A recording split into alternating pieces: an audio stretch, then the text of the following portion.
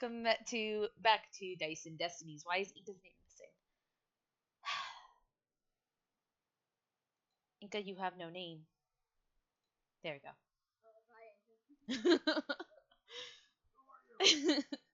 Anyway, hello everyone. We are back with Dice and Destinies with our Exandria campaign. I am Mags. I am your DM slash player of Brook Tempest and Pestery Swarm Chapel and every fucking NPC practically.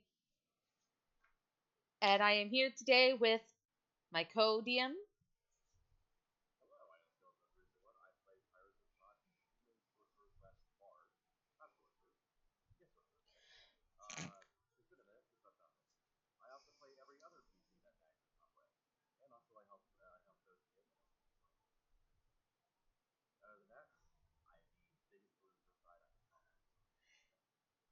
And our paladin. I am Gadry Stormhammer, aka Ryu Momochi, here on Twitch.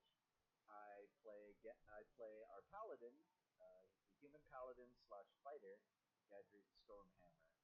I am not DMing for this session, but I do DM for the DADs every once in a while for different games. And I am also a thorn in Meg's side. Man, my mic was muted. I don't know if I was caught. So, and then our lovely, the angel of the party. Hi, I'm Faye. I play Altera, the half elf, half Yuan-Ti Warlock Bard. I just occasionally poke Maggie out. Is that the theme this fucking week? And our slime.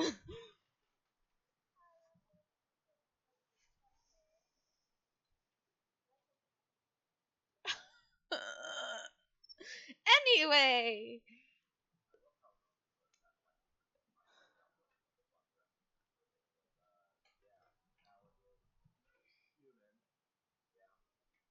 Okay. So, our guest for this evening, Q Cosplay, is either not going to be here today or will make an appearance at a later time. For now, I will be NPCing Tambrix Burkett. If he's a little off, I'm sorry. I will try to do his drama justice. Last we left off with the whimsical travelers of fate. We had arrived in Trustfield. After snowboarding and sledding and sliding down a hill of snow, we found our way to a tavern, had a couple drinks, talked with the locals, and headed off to our own rooms as the team woke up to converse. Lilith, the head of the mission, the current mission, has stated that we will be hunting the night hags at night and attacking during the day. Tyrus and Brooke would be the quote unquote bait and the lookout for the hags. But for now, we have the next morning, where Althera, Tambrick, and Tyrus have gone to go seek a boutique in this quaint little farm town, while Lilith and Inca go off to cause chaos slash learn to be a cleric. And Brooke is heading out with Gadry to the local orphanage. That's what it's called. Sorry, Gadry. I know that's like where you tend to hang out, but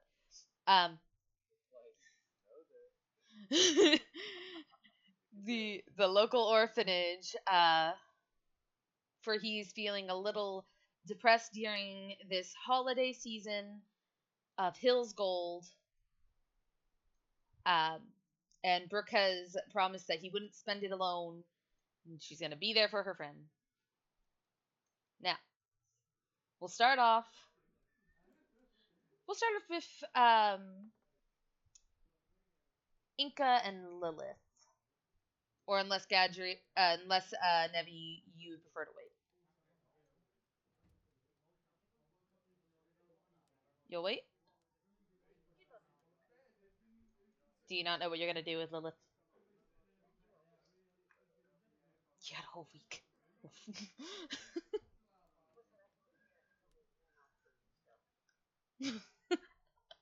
Okay, so let's go ahead and start with Althera, Tembrix, and Tyrus.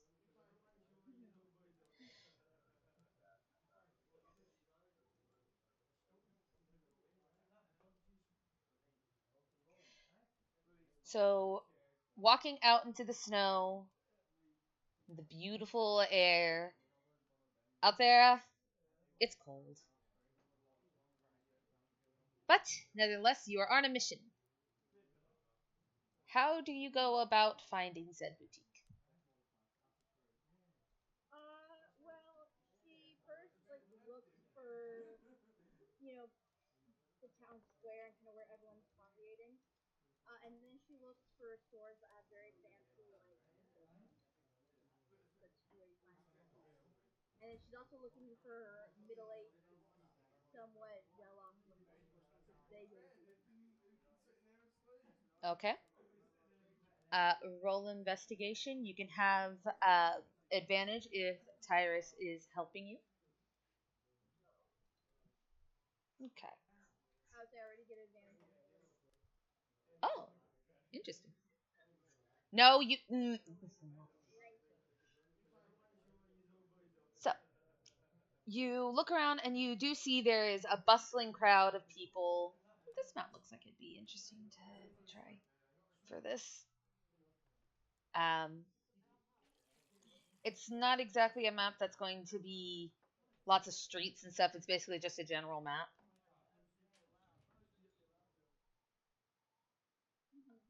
Uh, so it's a general map of the air of this area we will call Trustfields.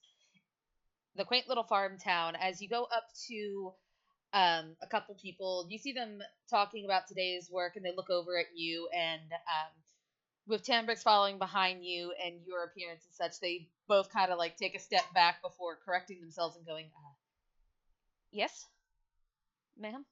And they kind of like eye Tambrix suspiciously as Tambrix kind of fidgets with his nails and kind of gives them a small glare. Altharius is going to, hi, you sell clothing for men? Kind of gesturing to Tyrus and Gambrick. Uh, they kind of look towards Tambrick. They look towards Tyrus. We,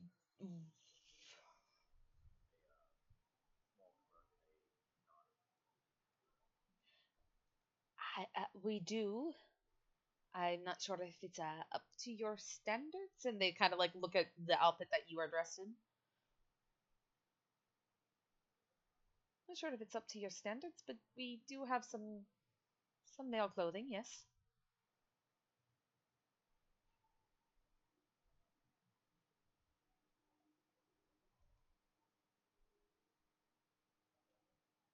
Perfect. Well, we're looking, and she's kind of like looking at Gambrick, like, said, we're looking to make him look a little presentable. Hmm. They nod. Tambrix goes, "Yes, quite presentable." He looks at you and he kind of like looks at her clothes like, "Is this not presentable?" Now he's questioning his fashion senses, She's being out there, or Tyrus? his own clothes. Oh. If we could help them, that'd be great. And then she's gonna go off and start looking at the women's section.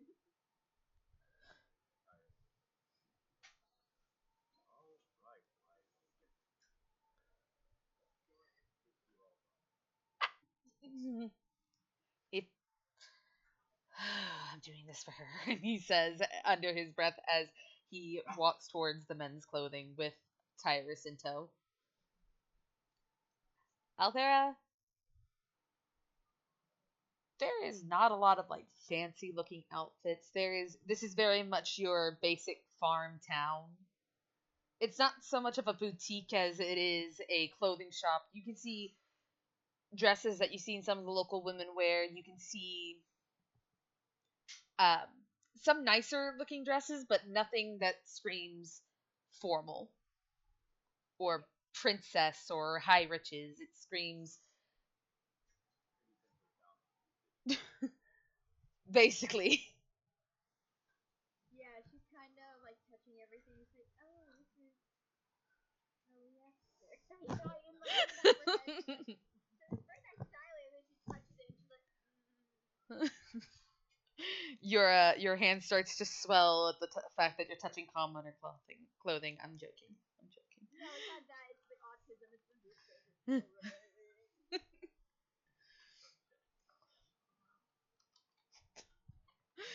You feel like if you wore this, your brother would be upset with you?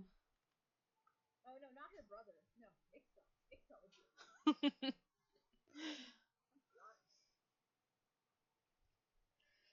um, there is a few things that are nice. You can see some jewelry that you can definitely tell that any gems are not going to be are either not going to be really expensive or could most likely be fake.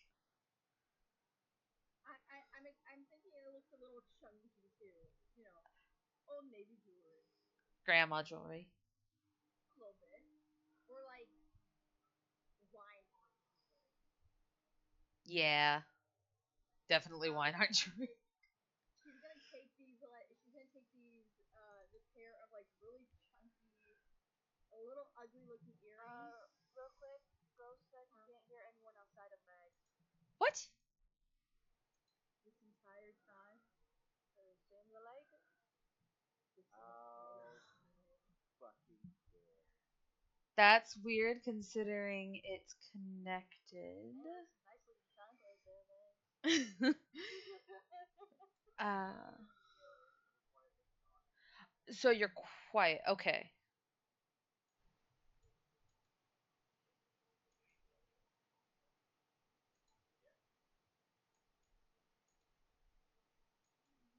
Oh yeah, no, we're Testing, super quiet. Oh my god. Test. Am I gonna start listening into the streams at the start now? This has happened every time. I have it at 100% and I can barely hear any of it. That's why. Okay. Try it now.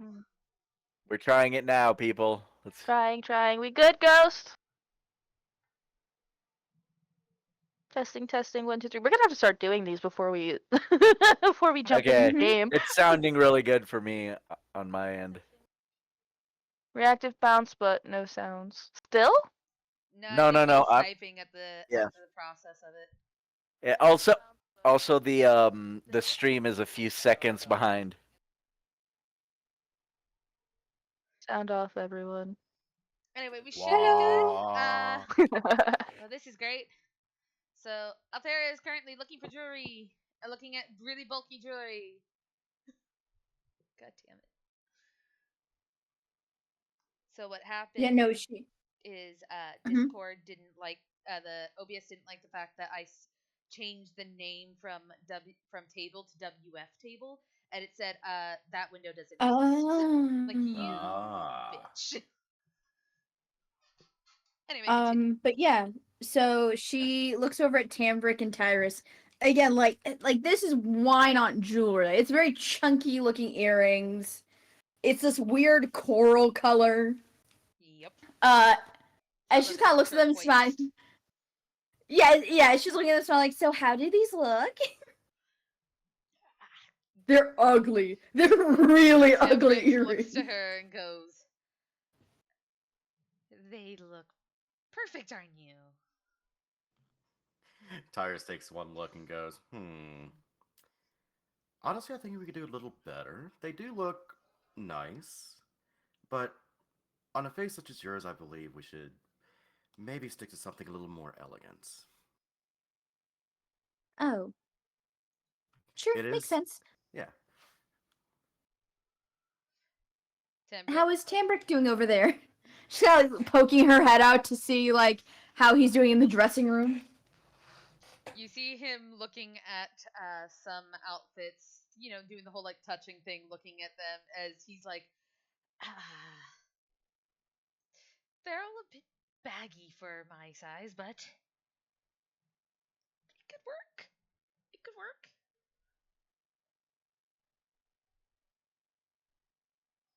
Well, go try them on. Now in the store. Yes, stores usually have a dressing room. Kind of looks towards Tyrus and just goes, sure, sure, and takes the outfits that Tyrus has held out and placed in his arms and starts walking to the back. Most of which are decently looking nice clothes. One of which is a schoolgirl's outfit. There is no such thing here, Bonk. Damn it. Sir, this Tyrus is a was farm wanting to fuck town. with him. And they have outfits. Their school doesn't have uniforms. They have dresses and skirts. Anyway, moving forward on that, Tambrix comes out in a few different styles. One of them is, in fact, a skirt, but it's not a schoolgirl outfit. And he just looks at Tyrus like, I fucking hate you. Tyrus is standing there, arms crossed with the biggest fucking grin. A familiar grin to Timbrick, which is, you know, he knows that he's enjoying this way too much than he should. Also, know he went back to bed.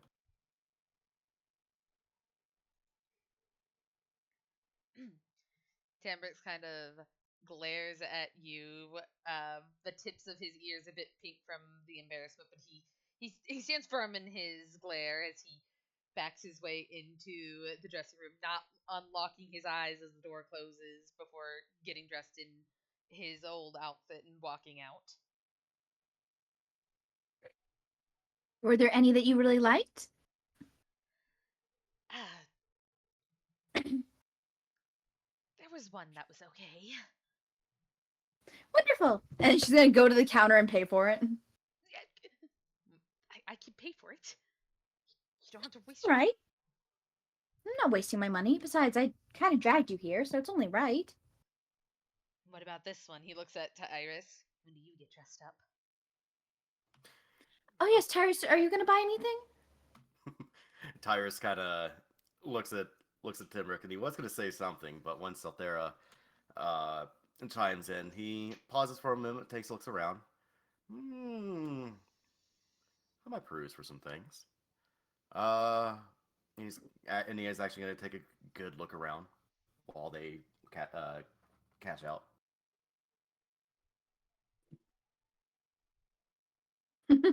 Aww. That is the cutest thing I've seen all day. Look at the camera. But yeah, so Althera's going to hand Tambrick the now purchased clothing in a bag and just smile like, well, here you go. He blushes some more before he takes the bag very carefully and just says, "Thank you. Really, it's a wonderful outfit." I'm sorry we couldn't find anything nicer. It's a small town, small village. Yeah, you can see Tyrus in the background, just like looking at a mirror, like holding the clothes in front of him. You can see like he's holding up like a t-shirt and some shorts, and he's like, Goes back to look at something else. I wonder how the others are doing. Gadry seemed a little sad today.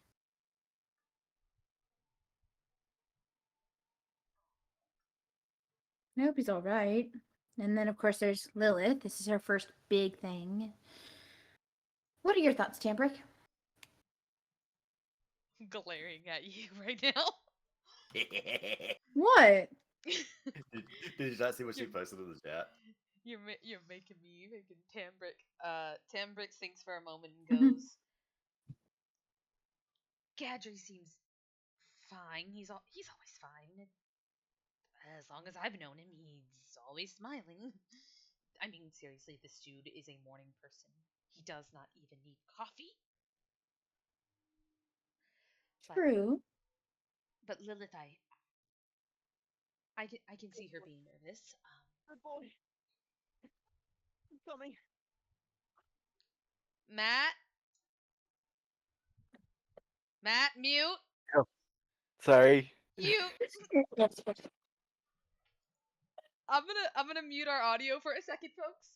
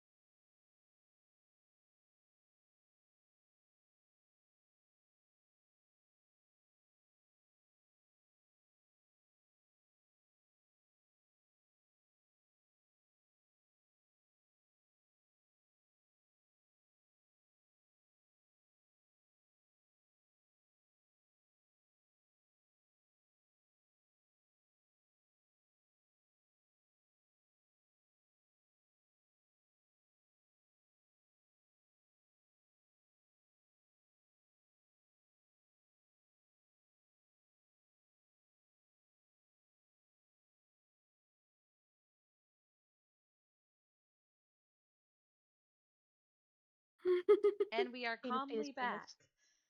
Yes, very much penis, penis, penis. Very much so. So Althera, you. Oh my God, you were saying Mhm. to Tamvix was talking about Lilith. Yes, that's what he's doing.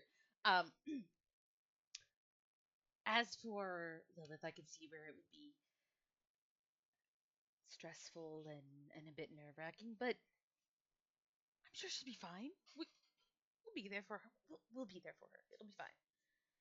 And if anything tries to hurt her or you, I'll take care of it. And it's at that point Tyrus comes up and you Tidrick feels a hand on his shoulder as Tyrus comes up and goes, "If anything happens to her, you know that we will be the first line of defense." With how As he many says with a times smirk. with how many times you've died, I don't think that you should be the first line. Right, we're stopping here. Let's go and try and meet the others. So like she immediately shuts that down. All right. Tyrus We're gonna just switch our. Tyrus. We're switching on over. No, I I wasn't gonna say anything. Okay. Tyrus is just gonna give him a smirk, smack on the ass, and walk away. Walk away. God damn it. We're switching on over to. Let's switch on over to Inca and Lilith. Give Matt a second before he plays Gadry again. Uh. Okay, switching on over to Lilith and Inca. Inca, you are now tasked to babysit the Lilith. What do you do? How big is this town again? It's it's a decent size for a farming town. It kind of makes you think of home.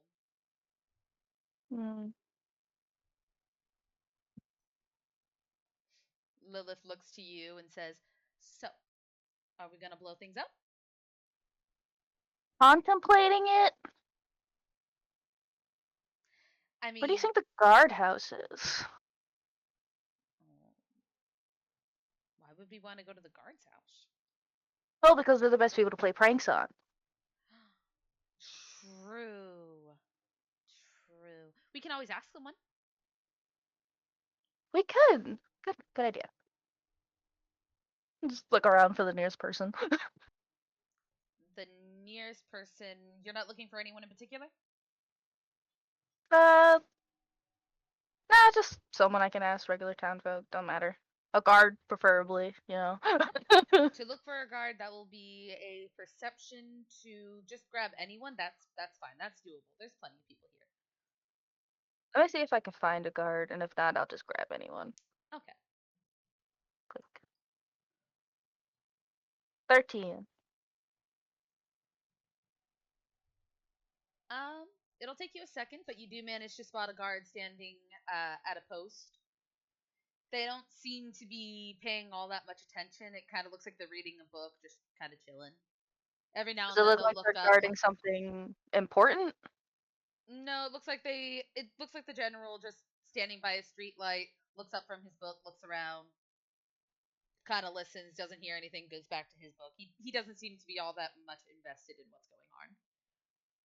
Perfect. Alright, well, there's our first victim.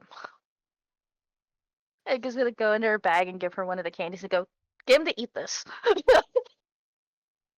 Lilith takes it and blinks as she looks at the piece of candy and goes, "How the hell am I supposed to get a stranger to eat this piece of candy?" She just kind of like looks over at him and goes, You're a very cute kid. You have to use your cuteness and be like, hi, mister, thank you for guarding us. Here's a piece of candy. You know what? Wait, I think I have a bag of there's cookies in here somewhere. Ah, there we go. Here, all right, have this. Have it open so he sees you have more snacks and offer him the candy. She nods and goes, "You're sneaky."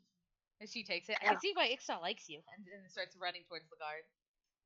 And she just goes, oh, yes. Cute kid. So goes over to the guard. The guard kind of blinks and looks at the kid and stands up a bit as she smiles and says, "Hi, I wanted to thank you for protecting our town. Do you want a treat?" And she reaches into the bag of cookies and pulls out the chocolate, holding it out to him. And she's going to roll a persuasion. I can tell you, I don't think Lilith's very persuasive. That's okay. That's part of the fun. An 11. Okay, where is the D20? Second roll. God damn that guard. I don't know why it rolled with Inca. That poor guard. He looks to Lilith and he smiles as he leans down a bit and gives her a pat on the head. "Thank you, sweetie. Thank you so much." He takes the piece of candy and stands up. "It is an honor to protect your town," he says, and just kind of like stands back up, and Lilith just keeps staring at him. He blinks a bit. Thought she was just gonna go ahead and run off. Is there anything else? And she goes, "No, just want you to eat the candy." And he kind of blinks at this little tiefling child. Slowly brings it to his mouth, sniffs it for a second, and then pops it in his mouth and starts chewing ever so slowly as Lilith is staring, unblinking at this man, his nervous sweat. Just Yanka, like, on the other side of the road, just like trying not to laugh.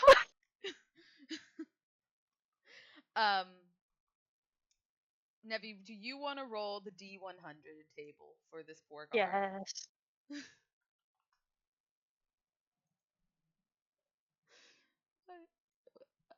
58. 58. Okay.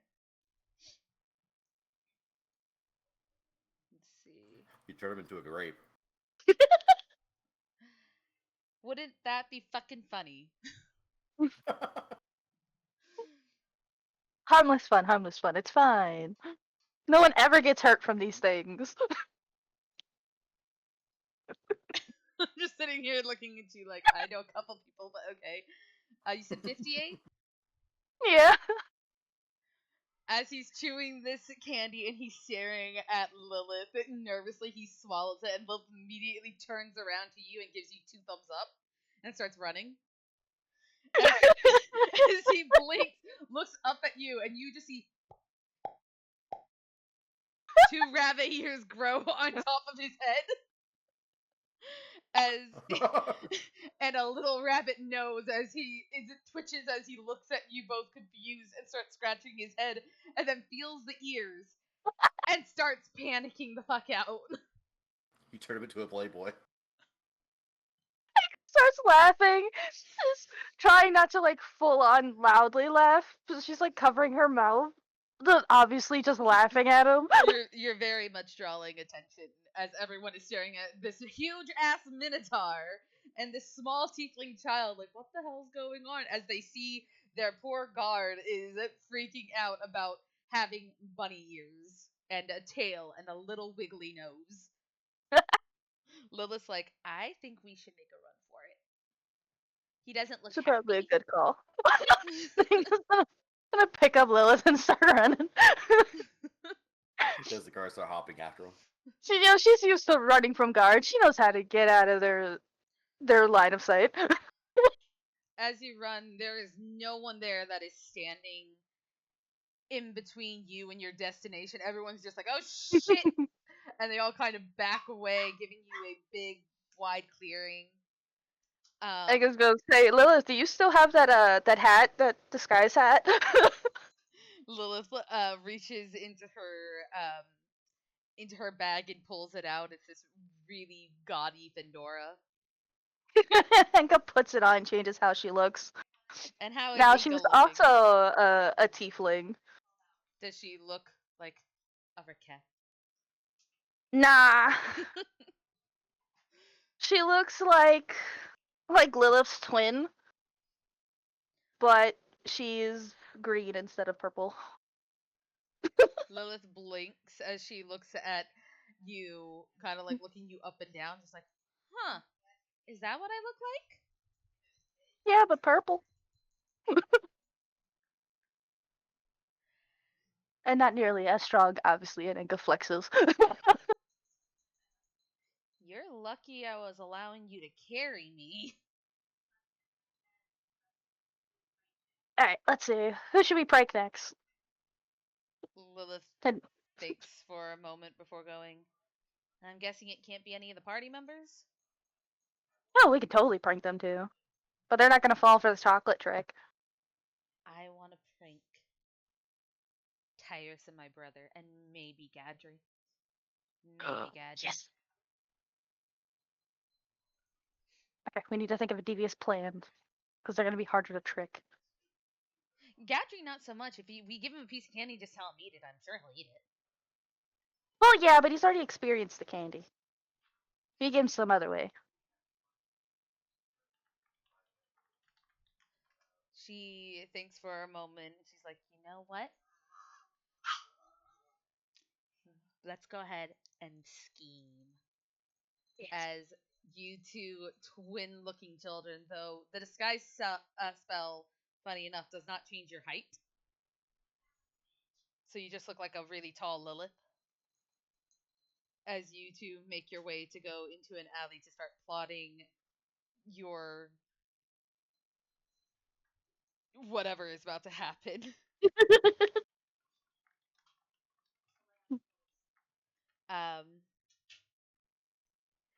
And we will switch over to Brick and Gadry. Because I'm sure you'll need time to plot. Back at the bar, I hesitantly ask Matt, please unmute. Back at the inn with Brooke and Gadry, you 2 are about to start heading out when Brooke kind of grabs your arm and says, hey, are you even feeling up to leaving the tavern? Or do you just want to stay in here? Gadget kind of nods a little bit and he goes, I think I can do this, for the kids. don't want to. I don't want them to experience this holiday like I did. She nods before opening up the door and saying, "All right, if you change your mind, just let me know and we'll head back." All right? He nods and goes, "Thank you." They both head out into the snow. The moment they step out, Brooke immediately has a God face at the falling white flakes. I've always hated snow. He nods a little bit and he goes, "Well, that's understandable." You know, there's not too much snow in the menagerie.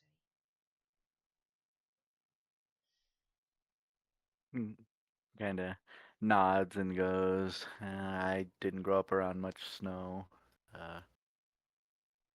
oh, but I know what cold is."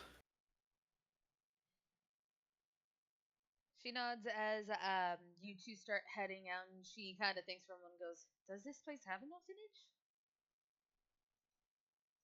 He kind of raises a hand before putting it down, and putting it back up again, and puts it down and goes, "That's a good question." We should probably ask someone. Um, and Brooke kind of thinks for a moment as she's looking around at all of the people and feeling a little self conscious and unsure of how people in this world, in this land, perceive Genasi's. Um, Brooke kind of uses the alter self spell, so she looks at, human. Her skin goes into a normal color, her hair turns into a reddish brown, but she keeps her eye color as she kind of just goes, "I'm not sure what people do with Genasi's here. I know what they do in Jojas, and I don't know what your empire does, but the way Ludinus looked at me seemed off. So I think until I figure out how exactly Genasis are perceived here, I think I'm going to stay hidden." Hey, Brooke. Ooh. Hmm? Roll a perception check. Damn you. Oh, I'd hit persuasion, not perception. You're just looking at the people like, you don't see me. That's supposed to be a 24 because a 19 plus 5. Okay. As you're talking to Gadri, you feel a little self-conscious. You do notice that there are some eyes on you. But you notice in particular, close by, you see a little halfling girl, red hair, just looking up at you with behind a little teddy bear. As she watches you transform, and she's looking at you with wide eyes, like, "Are you a fairy?" Brooke nervously sweats as she looks at this child like, And this child barely passes your knee. No wonder she didn't see them right off the bat. No? What are you? Oh, And she like she's looking up at you with like wonder. she kind of like looking down at this kid, kind of looks to Gadri like, "I'm not around kids often enough." Gadri turns to the little kid and he kind of kneels down and he goes, "Oh man, brain, common is hard." The kid It's a gnome speak. nods. It's a gnome speak gnomish. The kid's nodding, dude. Like, He kind "Okay." of he kind of nods to the kid and he goes, "We're sorcerers. Don't tell anybody you saw us, okay?" And he kind of holds his finger to his lips and goes, "We're on a secret mission." Really? And you see her eyes go wide a little bit at that, like the wonder is starting to kick in. He kind of gives her a little pat on the head and goes, "Go play, okay?" Okay. Bye, Mr. and Mrs. Sorcerer. And she kind of like watches she starts prancing along, and you didn't notice before because she's wearing a long dress, but as she's prancing along, you see she's wearing boots, like that are a little too big for her. Probably her older brother's boots, and she's kind of prancing along. You are much better with kids than I. When you travel to as many orphanages as I do, you kind of get to know how to chat with them and get to know how they think. I can't say that I ever visited many orphanages, especially in Jorhas. I was kind of kept in the castle most of the time. But I am always willing to learn new things. He Well, kind of gives a little. go ahead. He kind of gives a little bit of a nod and he goes, "Well, you got plenty of time to learn." You say that. I already have a kid. Exactly. And he kind of nudges her a little bit. She glares at him. Remember, I am not coming back from this place with another one. He kind of laughs and he goes, "But what if they have those really big, cute eyes?" She's like glaring down at you now. Then we'll talk to out there. I'm sure she's willing. "But you're already a mom," he says as he walks off. Brooke follows behind him. She goes, Then I will contact Ruby. I'm so tempted to just have a small group of kids just start following her like little ducklings. We we stop and ask someone for directions. They let you know that there is a orphanage here. It doesn't have many kids, seen as the town tends to try to stick together. But there's a couple kids in there, maybe close to 10 to 12 kids within the orphanage as we get go up to the doors, and you can see some kids playing in the yard. You can see some kids sitting down drawing the dirt, and as they look up towards everyone, they kind of like see that two new strangers have arrived, and some of them like start dusting themselves off. The others start kind of like walking backwards into to like hide behind something as Brooke is taking in the state of the whole building. It's a nice little cobblestone home, um, a good size. It doesn't look fancy by all means, but it doesn't look like it's falling apart, thankfully. Gadget kind of gives a smile and a wave to all the kids, and he goes, where's the proprietor or not proprietor? I can never remember the name of the person who runs Headmaster. orphanages. The headmaster, the headmaster. Yeah, he goes, where's the headmaster at?" Some of the kids are very quiet till you see um a little human a little human boy walk up and go, "They're inside." He nods a little bit, and would you mind going and get them for me? They nod, and they look to be one of the oldest ones in the group as they look towards the a couple of the older ones with a very much a keep an eye on them kind of way as he makes his way inside. Some of the youngest ones kind of like hide behind the oldest as they're just looking towards the newcomers like, what are you here for? Essentially. The you see a um an elderly woman walk out. Uh, an elderly woman walk out. Her hair's in a bun as she walks over with her cane, adjusting her glasses as she looks up towards both you and Brooke and go, "Is there something you need?" Gadget kind of gives her a like a bow, and he goes, I'm just a traveling paladin who grew up in the orphanages. I always like to come by and see if there's any help I can offer. They smile, looking at you and Brooke and go, "Oh, I thought you were here to adopt." He kind of laughs and he goes, "No, we did that at the last orphanage we visited." Gadger, you feel a spectral hand smack you on the back of the head. He laughs and he goes, "We there was extenuating circumstances with that one, but we I always like to come to whenever I come to a new town to visit the orphanages and see what assistance I can give and see if I could make the kids' day a little bit brighter." The old lady smiles as she thinks for a moment and goes,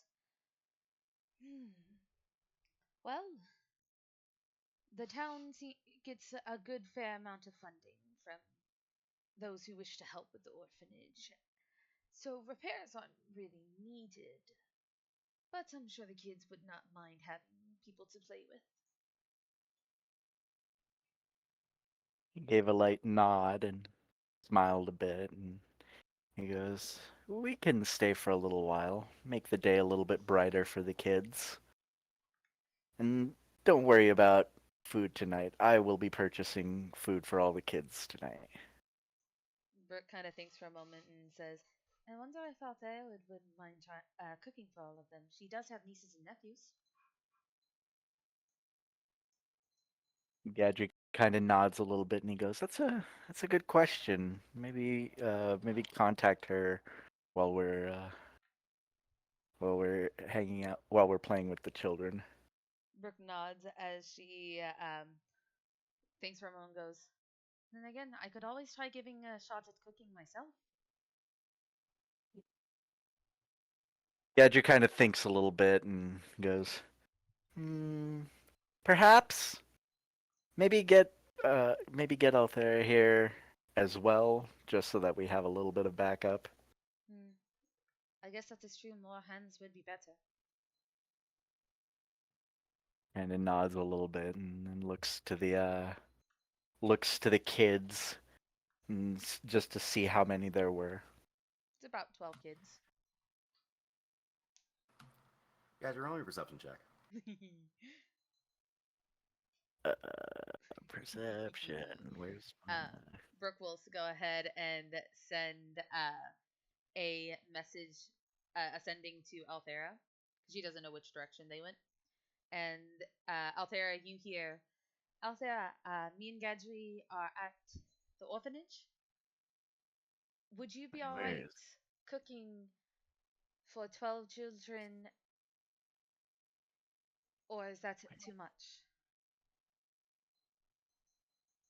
Altair is gonna reply very quickly. And again, you can feel, you can see the fucking emojis in this message of I would love to. What are their dietary restrictions? Are any of them more partial to veggies? Do any of them hate veggies? Please find this out. Like, she has a list for Brooke and it cuts off.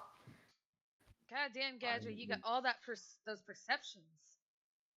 You see everything.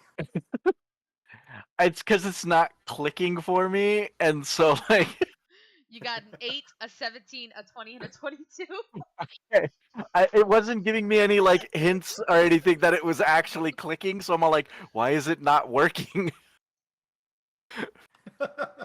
Now I know. Okay, this is the real one then. Okay.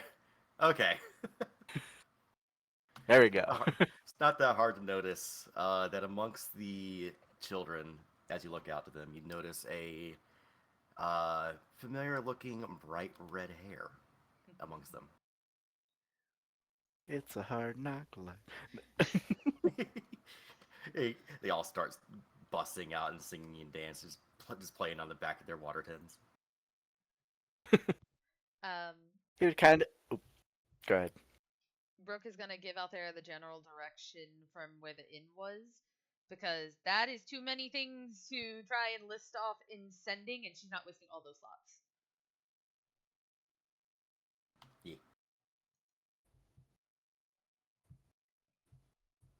So Althera will be making their way, probably dragging Tambrix and Tyrus behind them. Yeah. Go ahead, Gadry. Sorry, give me a second. I needed to restart my forge because it wasn't showing things. Mhm. So Gadget would kind of go around to all the kids and see if he could get them kind of gathered up a bit. And he goes, "So, what sort of things do you kids like to do?" As you ask this, you notice that one of the kids is the little gnome girl that you met earlier, and she looks at you, and she leans over. Is a secret mission here? he kind of chuckles a little bit, and he goes, "It is." Shh. My friends are gonna be so happy.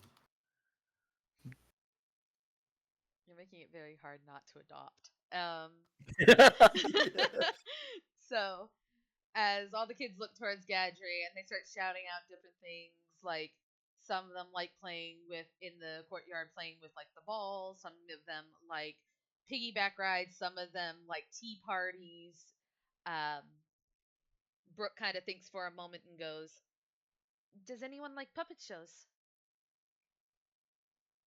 As the kids all look over, and Brooke, um, essentially, she sends another sending to Althera to ask her to bring a couple dresses. Colors and such don't matter, and some yarn. I guess we're going back to Old Navy. No. Althera has her bag of holding.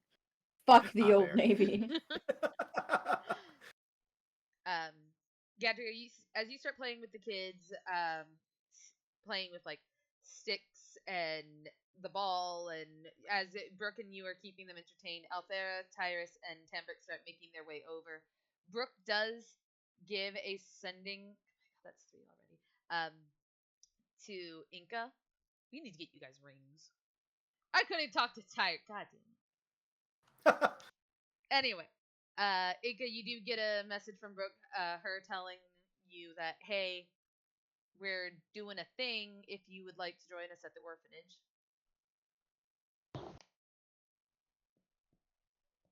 Inga just, stops, looks at Lilith, and just goes, "Oh, you're at the orphanage, you say? That's great. We'll be right there." Brooke is super sus now with how you have said this. But all right, On the way there, you see Inga just pulls out, paper, gives one and a pencil to Lilith, and just goes, "Draw something funny on it." Drawing on the paper as they walk. Lilith blinks as she nods and takes the papers, like, oh, okay, and starts crafting her her masterpiece.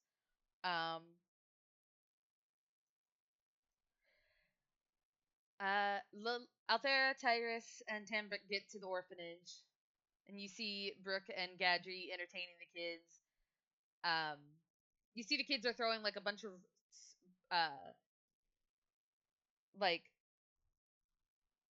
they're throwing a bunch of wood and everything into a pile as Brooke is focusing, doing a ritual spell of fabricate, and starts making wooden planks with it so Gadry can use his carpenting abilities to make a small stage.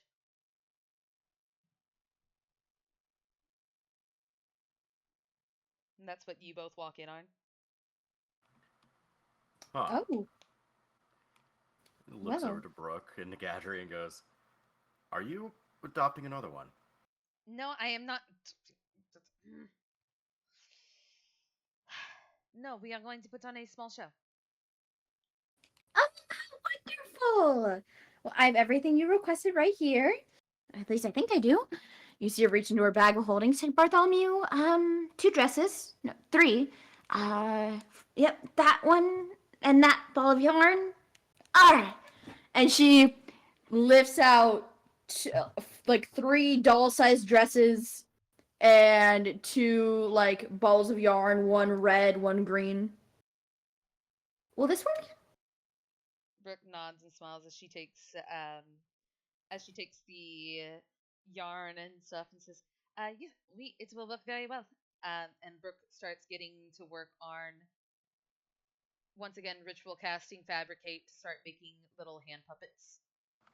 While that was happening and you were explaining, Gadri, you would feel a small set of hands around your leg, and you notice the little gnome girl is hiding behind your leg, kind of perfectly, actually, and she's looking at the newcomers a little wearily.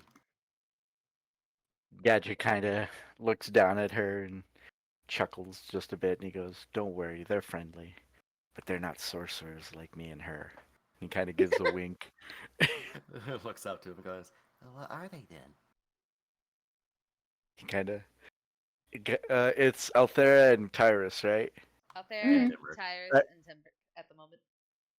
He kind of looks at her and goes, "Well, the pretty one, she's a fairy. Her eyes sparkle once again. The tall, skinny one, he's a spy, but he's a good spy. And the other one, he's a clown. He likes to make lots of jokes."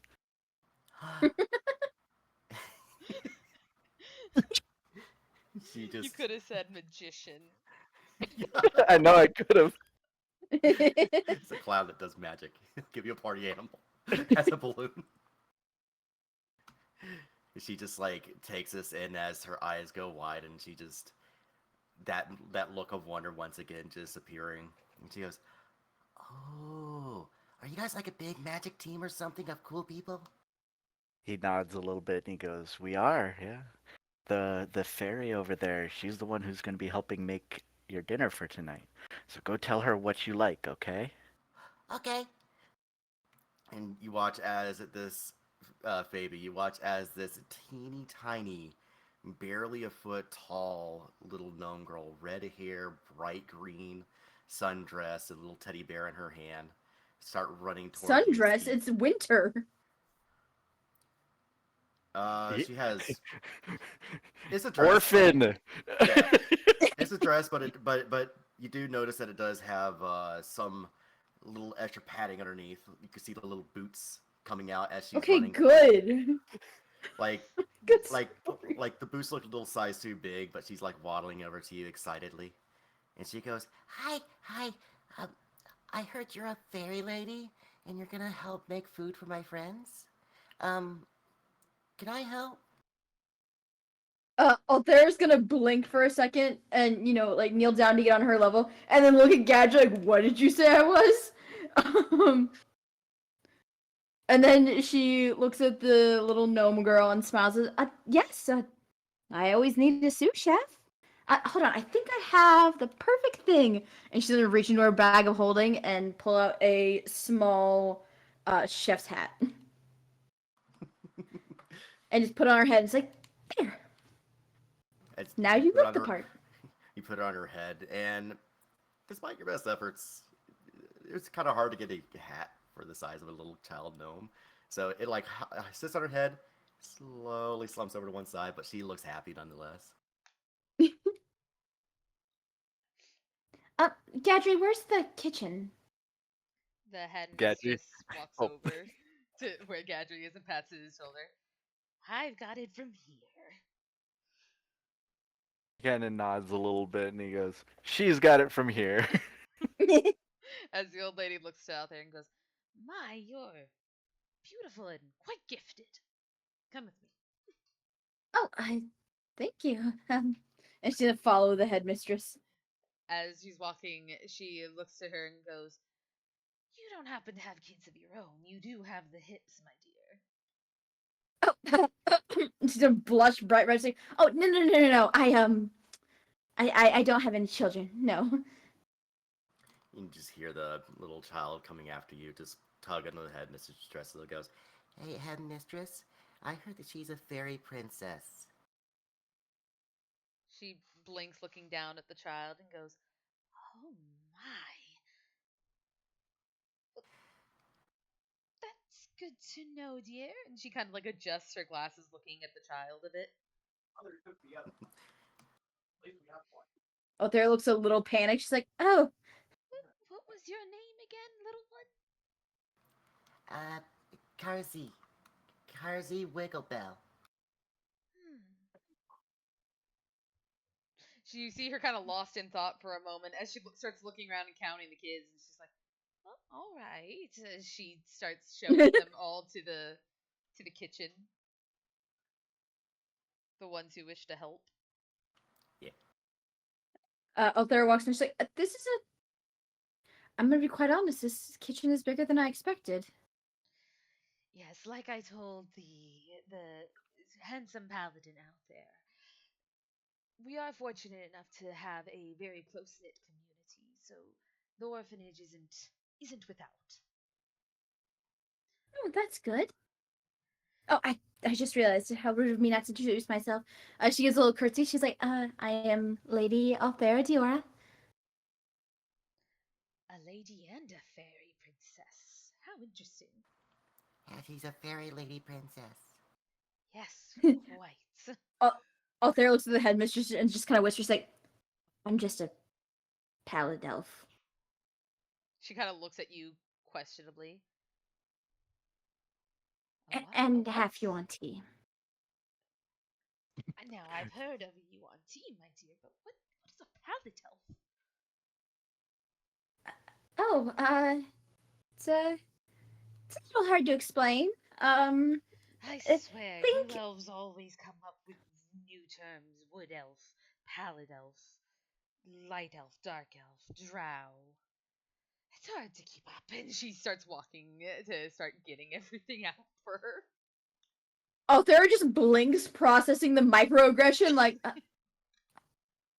okay. A few of the two more of the other kids have followed you in because they also would like to help cook.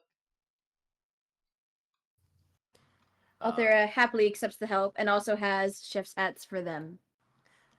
You feel a little tug on your dress out there as Carzy kind of leans up to you and goes, Can I make a wish for one of my friends? Of course. One of my friends has been wanting to see the world like you story people do, the ones from the books. I see.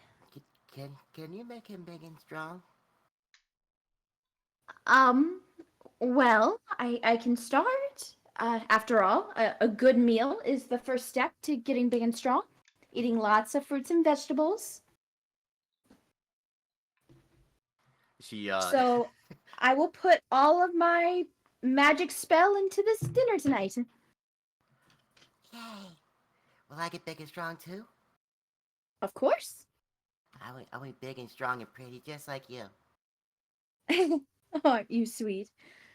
Well, come on, let's get started. After all, dinner's not going to start itself. Okay. Or dinner's not going to make itself. Oh. One of the Player brain. one of the kids to pipe up. I think the lady making the puppets said she wanted to help too. She's very busy with those puppets. I'm sure she'll come by later to help. They nod as everyone starts getting to work. Inca, you and Lilith finally arrive, seeing Brooke standing there handing out a couple puppets to the kids, Gadry working on a stage. Tyrus, what are you doing? he's either assisting Brooke with the puppets, or entertaining the kids that are left with some magic tricks. Some close-up magic tricks, some card tricks. He even does the little thing where he finds coins in all their little pockets and behind the ears and gives them a few change. Okay. Inca, what do you do as you have walked in on this? So Inca's gonna pull us aside and just goes, okay, so what we're gonna do here, right? We're gonna stick these stupid drawings on their backs. She looks at you and she goes, Brooke, not Brooke and Althera, right? They're kind of scary when they're mad. I was gonna do Brooke and Gadry, but yeah, your brother would be hilarious too. I get Gadry and you get your brother. She thinks for a moment. She goes, "Yeah, I could do that." All right. Remember, you gotta be sneaky. You gotta treat it like, oh, you're just gonna give him a gentle pat on the back, but really you're sticking the pictures on the back, okay? I'm going to stick one on Tyrus as well. Oh, he's gonna be tricky. Sure you got this? She smirks. Totally. They'll never see it coming. Alright, I believe in you. She gives her a thumbs up and just walks up to Gadry. It's like, yo, Gadry, hey! She starts. Gadget, Go ahead. Gadget kind of goes, "Oh, hey there, Anka. How you doing?" It goes to give the normal handshake. No. She doesn't look Mysterious. like Enka right now. She looks like a Oh. green, older version of Lilith. Oh, Yeah. Gadget kind of looks at her, and he's like, eh, he obviously doesn't recognize her, but is her voice the same? Yes, she has not changed her voice at all.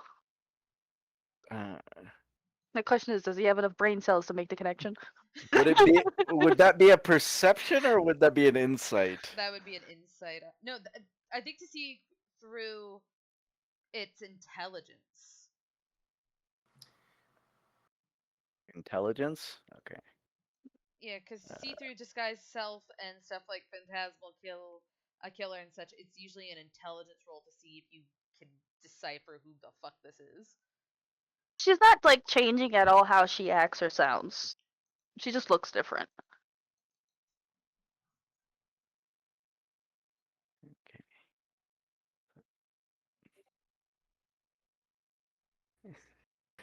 Gadri has no clue who she is. Gadra, you stare at this person, and the only thing you know is, that looks like Lilith.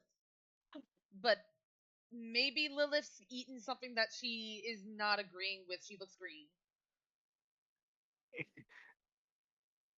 Gadri's all like, "Oh, friend And you of know Lilith?" she's suddenly 8 feet tall. Yeah, I was gonna say. I think he would notice if Lilith grew that tall. So he knows it's not. He knows it's not Lilith because A, the wrong color, and B, the wrong size. And he goes, "Oh, She are could you a have one friend of of?" Manga's candies. Dude, I feel like that's a pretty believable excuse there. He kind of goes, "Oh, one of Lilith's friends?" Lilith has friends? Oh, right. No, it's me, Anka. You hear Lilith in the background. Hey. You just see hear her like Spock chorus. you see her like Spock she chorus. was sneaking over to freaking Tambrix when you said that she just stands and stomps her foot like, how dare. You just hear a chorus of small children. Ooh. Brooke kind of looks at Lilith and goes, Lilith, language when you're over here, please. And Lilith kind of like realizes exactly where they are. And she's like, I mean, she's like, never mind. And just like starts making her way back over to Tambrix. Like, You hear just Tyrus laughing at her. Brooke hears Tyrus chime in as he's looking at the kids he's entertaining. Goes, now remember, kids, that is a no-no word. Best not to say that, otherwise you might get in trouble with the mistress. The kids just kind of blink. The headmistress. Then they have the realization. They go, oh. Yeah. Best save that for when you're 18. And he goes right back to the card tricks. Inca, proceed in what exactly you were doing. Yeah, so Anka, she just goes, no, it's me, Anka. We did a little prank there, and with my looks and size, it's not easy to hide, so I borrowed the hat from Lilith. Kind of She like leans on the stage he's building. He kind of nods a little bit, and he goes, "Oh, pranks. Yeah, I get that." And She's just, what are you doing here? She's just looking down with her hands on her hips. And what he's doing while standing next to him, just slowly inching closer. He kinda just watches her and he goes, building a stage. We're gonna do a puppet show for the kids. Oh, show, that sounds so fun! What kind of story are you gonna do? Do you know yet? He shakes his head and he goes, no, it was Brooke's idea. You should go ask her. That way at least somebody besides her knows. Man, you're right, I should. And she pats him on the back. Good Roll sleight of idea! hand. Roll that sleight of hand. Yeah, give Nat me a roll. 20! Nat Hey! 20. Okay, Gadri, you feel Inca take their hand and they just go boom, boom onto your back. It's not often that you have another companion who is that strong. Roll for damage. No, just kidding. Oh, does he Roll have his dexterity armor on? saving throw. Falls into the stage. Oh yeah, but you nat 20. That's a critical. You hit. There's just like a small dent in his armor now. That'll look right out. You feel your chainmail kind of pressed into your back a bit. He'll happily wanders off to go looking for Brooke. There's now a hole in his back. You see Brooke over there handing. Oh, by the way, the picture that she drew is a stinky pile of poo.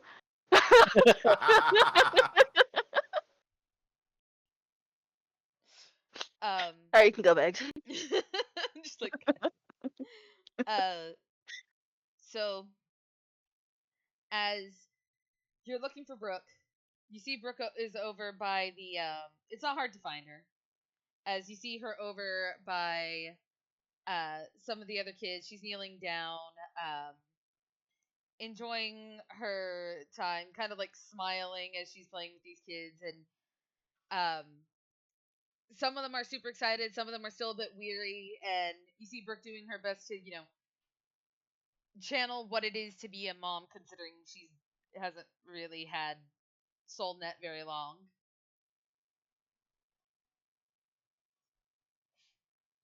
What do you He do? doesn't Inca? approach her and just goes, "Oh, are you gonna get another one?" That's what I asked. Brooke sighs and goes, "No, I think I'm kid out right now." Oh, but this one looks kind of cute, and she goes and points to the one of the kids. Reminds me of my little brother. Brooke smiles to the child and goes, "They are very cute. They are so cute. But I am not in a position where I can be a mom." And she's looking at you like, you know what I mean. Oh, I guess that's fair. It wouldn't be fair. You should probably tell your robo friend about this. Doesn't she have like a bajillion kids? That's what I told Gadri. What kind of story are you gonna do, by the way? I am going to do a story on a fairy tale I read in your house once. It's not like a scary fairy tale, is it? I was about to say, is this appropriate? Brooke glares at both of you. Of course it's appropriate. I grew up reading it. That's not helping.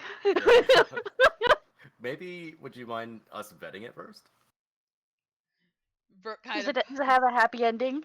Brooke kind of like puffs her cheeks at you two, like, the fuck is this supposed to be? She's like, is there something you're trying to say about your house? We don't know their customs, and what we've seen Brooke so looks far, they're... As you're saying I'm this, sorry. Brooke like looks at Inca like, you are a soldier in the frickin' Empire. Why don't you tell me? Listen, what do you alright. think I've this is been I've been on the other side of the war. Things haven't been too nice that I've seen, but I've been in the middle of war. Things aren't really supposed to be nice. Brooke looks at both of you, like, very eyeing you, like, how dare you do this? as she clears her throat and says, "It's a story about a simple girl who wanted to go to a dance, and the Luxon helped her. And she met the That sounds nice. prince of her dreams." Oh, sweet propaganda. Yes, very much the freaking looks at her like, "Shut the fuck up in front of these kids, you weird hear a little- tiefling lady." You hear a little you hear a little dwarvish kid go, What do you what don't that word? Brooke smiles at them and goes, "Don't worry about it. It's Don't the worry." hard realities of truth, kid. You don't need to know about it You yet. feel a smack on the back of your head.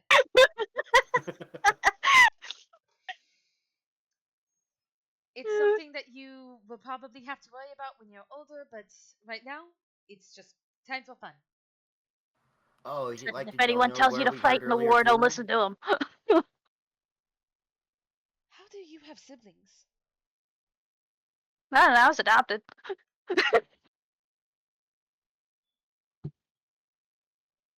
Brooke suddenly worries for Soulnet.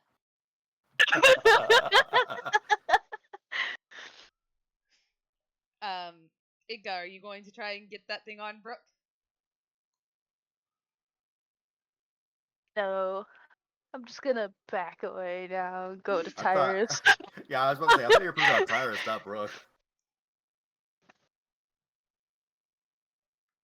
Alright. No, Brooke was also an original target.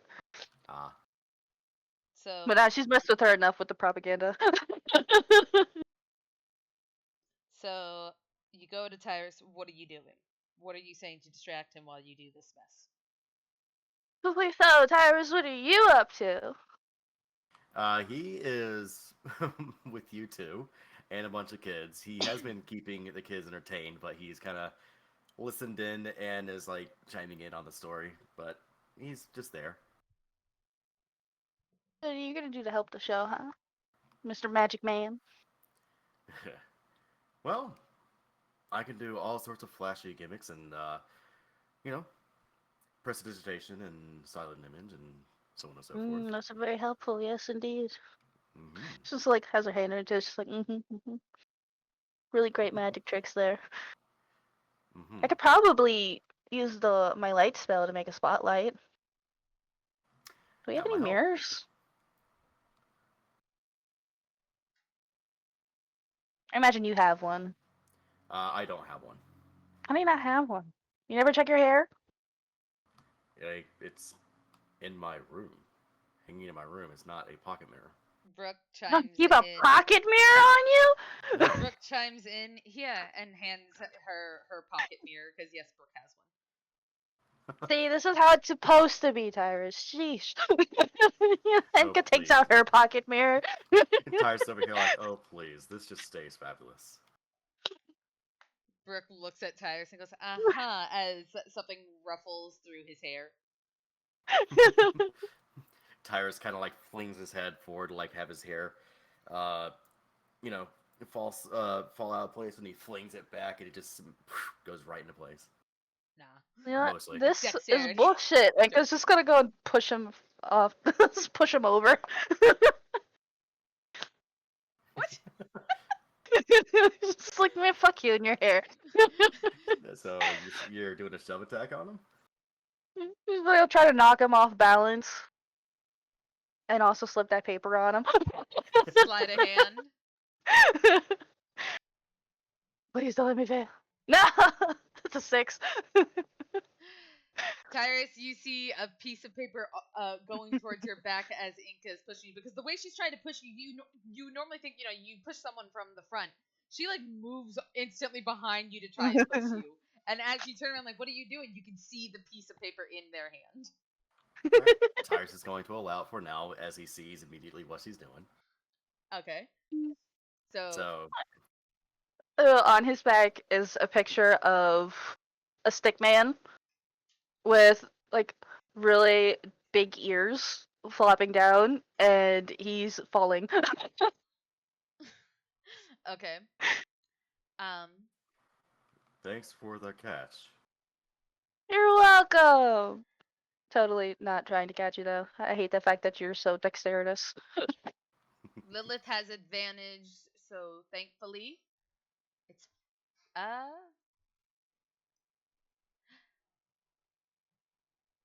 Tembrix notices something because his passive perception is 17, but the problem is he doesn't notice what it is because as all of you are doing this, Ika, you hear some of the kids start shouting.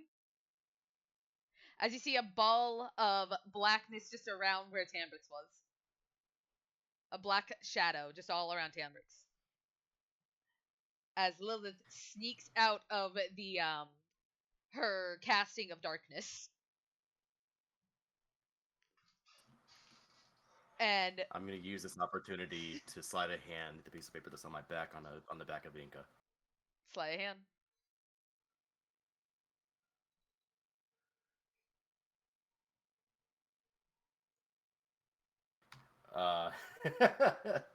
Yeah, I'm gonna re-roll one of those. It doesn't even show that you rolled. Oh. Here, I'll just do it on the Foundry then.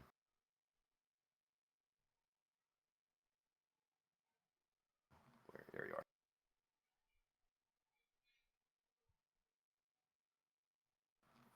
are. I believe I need to do the magical guidance. That's what it's called. All right, 15. Inca, what is your passive perception? Passive perception is 12. So you don't notice that Tyrus has slipped the piece of paper on your back. As you see Lilith run up to you and smile, and she's like, I did it. Totally didn't see me. As you see a ball of 15 feet black darkness around Tembrix, as the kids are just staring at this like, what the hell's happening?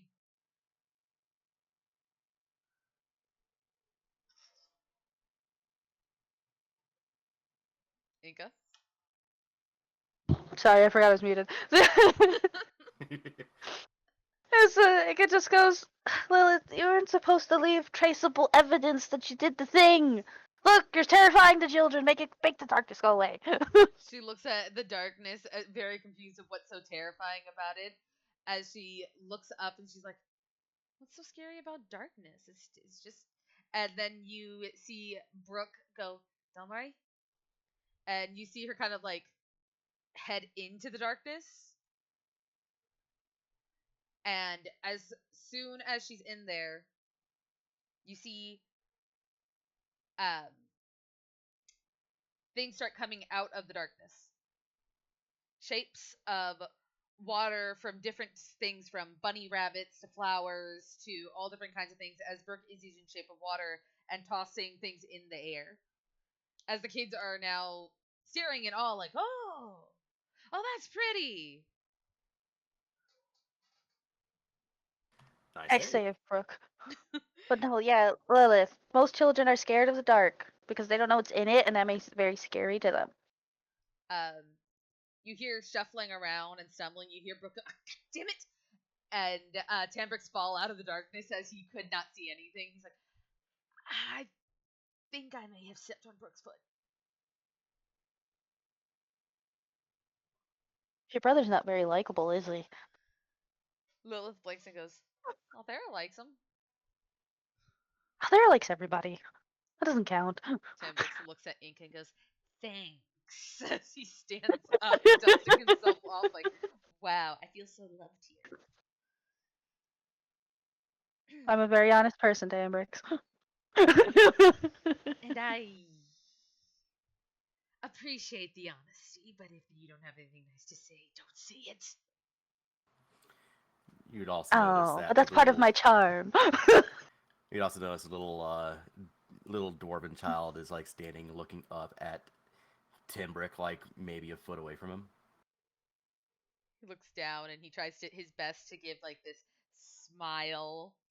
His fangs all the way out, his eyes staring down at the child. He's trying to give them their best, like, I'm approachable smile. Immediately kick to the chin, run away. Ah! He kneels down, starts rubbing his ankle. You're doing Cam justice. Uh, Tyrus is over here just chuckling. Just like he has a hand up trying his best to hide the laughter behind a hand, but he's like failing very hard. soon Lilith drops the darkness and Brooke lets the items melt in her hands as she's just now like, God damn it. Looking at everyone, she smiles.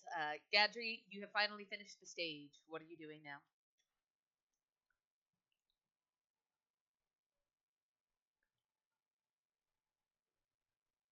Gadri, you're muted.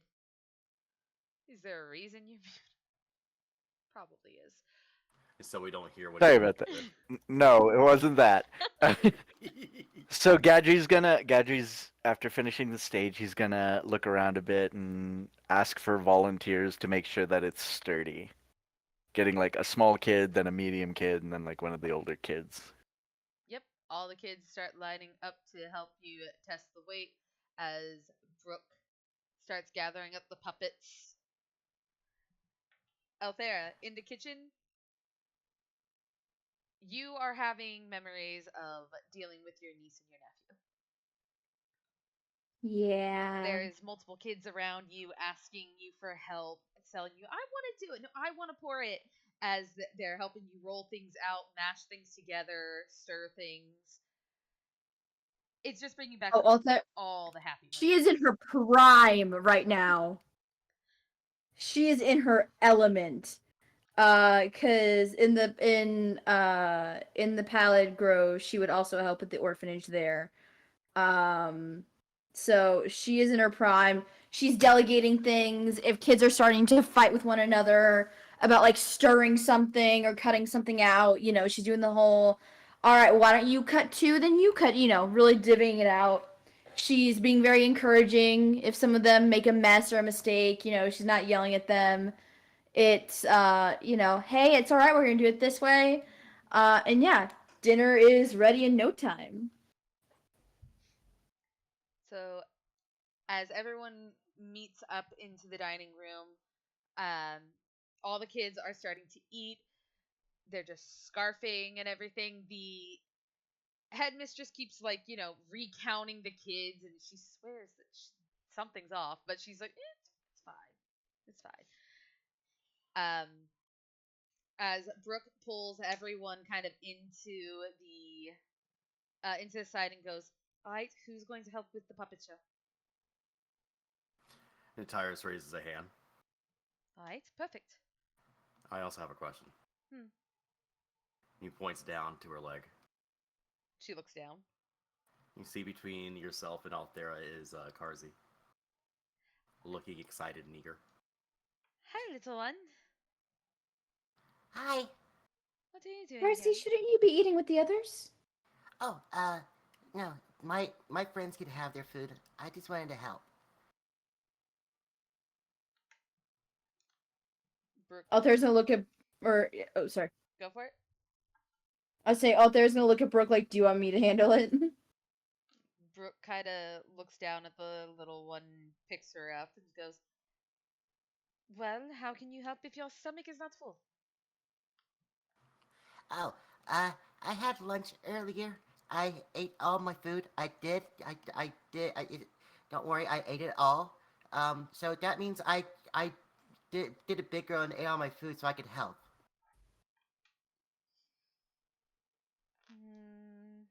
Lilith, can you go mix them a plate so that if they get hungry later?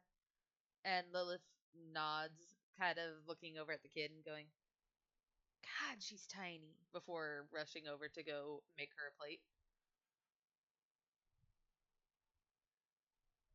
Alright. And Tyrus, you can also notice that Tyrus is just taking a moment to take in the difference between yourself. Actually, no, you're not. You're disguised. Never mind. Mm-hmm. I was about to make a comment about the stark red and blue hair. No, Brooke smiles and looks at Altair and goes, go ahead. You're going to help? If you like. I'm not sure how much help I'll be. I don't really understand the story. But yes. That is what this is for. Alright. We have a perfect prince and a princess. Hmm? The story is very simple. It is of a young maiden who wished to go to a ball, but unfortunately she didn't have the best living circumstances. She prayed to the Luxon, and the Luxon came and granted her a small wish in order to find her soul's true purpose, which was to rule the kingdom alongside the prince. That's a lovely sounding story. But first, you were treated very horribly by your family. And Tyrus just, and there it is. Wait, I'm the princess? Yes, you're the essentially you're a peasant girl who is going to end up marrying the prince. Oh, I see. Shouldn't you be the princess though, since it's your people's story? Brooke kind of shuffles a bit awkwardly and goes, "Well, it's not really my people's story. It's a Johasian tale, but I'm going to be the narrator since I know the story." That makes sense, I suppose. Never been a princess before, so this will be exciting. Brooke gives her a smile and goes, "It's not all that fun, but I guess some people might like it." You hear a whisper in your ear, Carsey say, Don't worry, I know she's a secret princess, fairy lady too. Your secrets are safe with me. Shh. Althera just kind of gives a chuckle and a smile, and she's like, yes, Gadri was kind enough to introduce me as a fairy princess. So, Well, that is what you are, after all. She looks at Althea like, "You're gonna play along, right? Look at the face." you oh yeah, see no, her- Althera's totally playing along. She's like, well, I know, but I didn't think my head knight was gonna be just saying it willy nilly. I have a reputation to uphold. Well, Brooke thinks for a moment as she says, "Apparently, she is very intelligent and is very capable of keeping secrets, and she can be a big help." Yeah, I, I can not tell people things. How about Althera just kind of giggles, and she's like, well, if you say so, I shall dub thee Lady Carsey, Keeper of Secrets. Yay! And she pulls out the full dramatics of it. Brooke kind And of like, watches this and is wondering, "Oh, how is this gonna go later down the line in her life?" and she just, the little Carsey just gives a little yay, but it's not like a very loud yay. It's a very tempered but very just small. Yay! I could be the best secret keeper ever. All right, Cassie, you know the story now. You need to make sure that you Yeah. don't tell anyone the story and how it ends. All right? Okay, I could do that. All right. Can you do me a favor and start making an announcement to everyone to meet us outside for the show? Sure, I could do that. Brooke places her back down on the ground. And she starts waddling away in her big old boots. All right, There's a look at Brooke, and she's like, wait, so who's the prince? Tyrus. Tyrus pauses at that, goes, You sure. are I've never played a prince, but sure. you've already asked to be a part of it, and Gadri said he's not much of a performer. And Inka, do you perform? No. No. All right. Oh, well. If you had noticed, my acting abilities are bad. All right. Well, But I can provide fancy lights. Yeah, I was gonna do that too, but yeah, I'll play the prince if you want me to. Tyrus can play the prince. Inka can start showing off the fancy lights. Gadget, you can start. When I give you the cues, you can move the pieces of the stage so that it works. Althea, you are the princess, and I can narrate the story as well as I can. Everyone knows their Sounds perfect, positions. Captain. Gadget gives a thumbs up. Um, we head into the front, and we all start to perform the thing. Everyone roll performance with advantage because everyone is causing this to be a thing. It'll be a group performance. Hell yeah.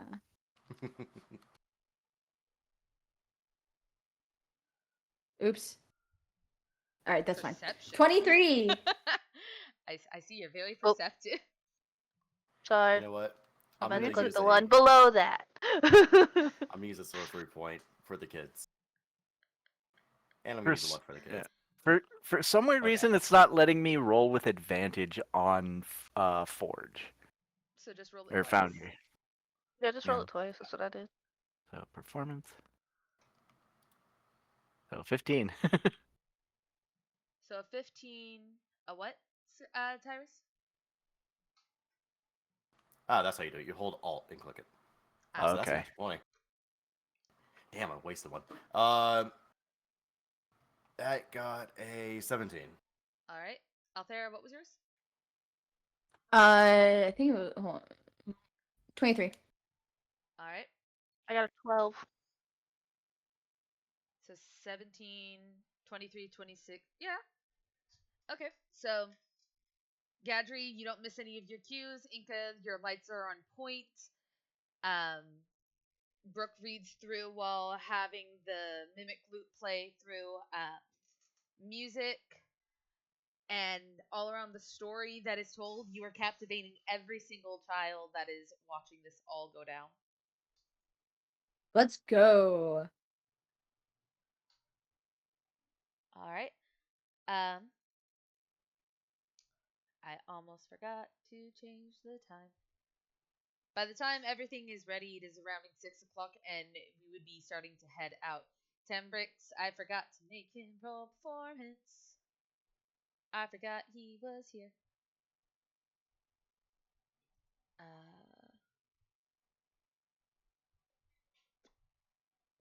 Tembrix stayed in the back and handed the puppets to Althea and Tyrus if needing to switch, or like pushed up the props and stuff that Gadri did. He might have been a little late, but it's fine. Our lovely stagehand. Yeah. Please tell me that at times when he does it, you can see the horns poking out the back. Every now and then the curtain gets a little caught in the horn. It's fine. Yes. It makes the kids giggle. It's fine. And all around, everyone has a splendid time. And Brooke lets the caretaker and the kids, keep the puppets and stuff, and says, "Well, you can tell different stories and such, and hold shows here at the orphanage." And the caretaker smiles towards her and thanks her and them and everyone there for a wonderful little fun thing for all these children. As Brooke smiles to them, and says, "And a happy Hills Gold to you. I know that this country doesn't quite celebrate it, but happy Hills Gold." And she blinks at this and goes, "I'm not sure what that is, but thank you. And a happy Hills Gold to you, too."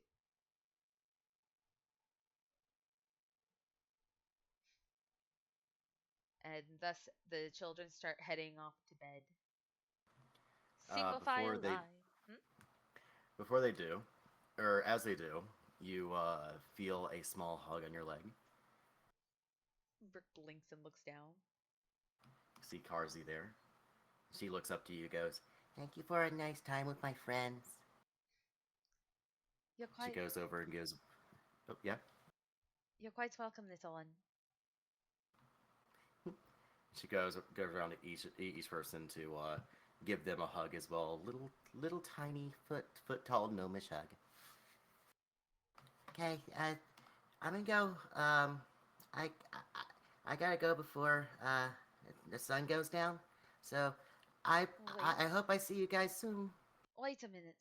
Are you not here from the orphanage? No.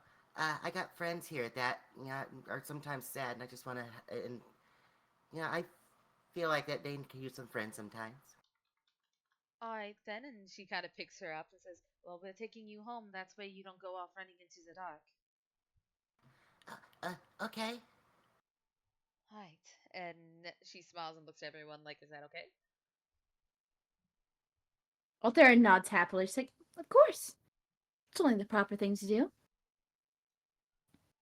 Does that mean I get to go on a fancy story time thing like you guys do as well? Um, You know what? Sure. And she looks to Tyrus, and inside of his head, he hears, "When we're halfway to her home, can you play up an illusion of a scary, not too scary, obviously, rat person who is trying to stop us?" She gets a wink back and a smirk. And she smiles and goes, "All right, but in order to do that, you'll need something." And Brooke picks up one of the sticks that is on the ground, and she mumbles a few words that sound arcane in nature as she casts light on it. She holds it out to her and says, "If someone comes out to try to attack us, I need you to protect us." And she holds out the stick to her and goes, "I need you to I need you to point at the scary being and say, 'Begone, foul beast.' All right?" Okay. I will do my best. And she takes it, and to you it's a small stick.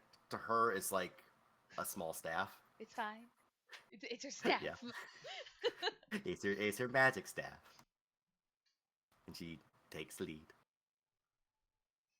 As we start walking down the cobblestone path, there's a couple lights. You do see a couple guards standing around, doing their patrols and walking. One of them you see is like complaining to their friends, tugging at rabbit ears, saying, "I'm telling you, some freaking child put a curse on me." And you see Lilith kind of like hide behind Gadget, like, "It's fine. It's fine."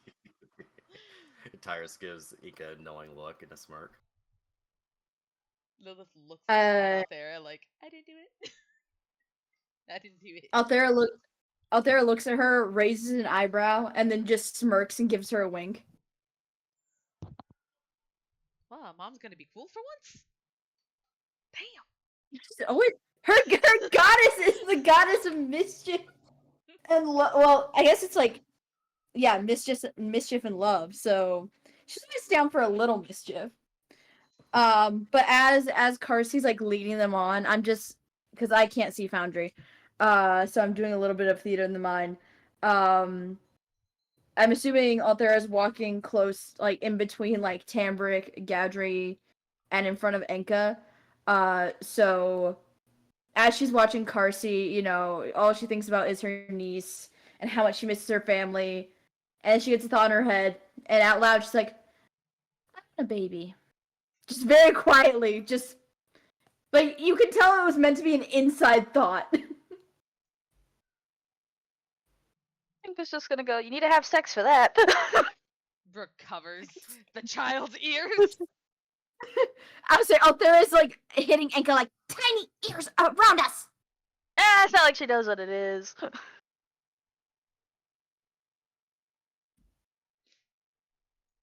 Man, I'm rolling shit tonight.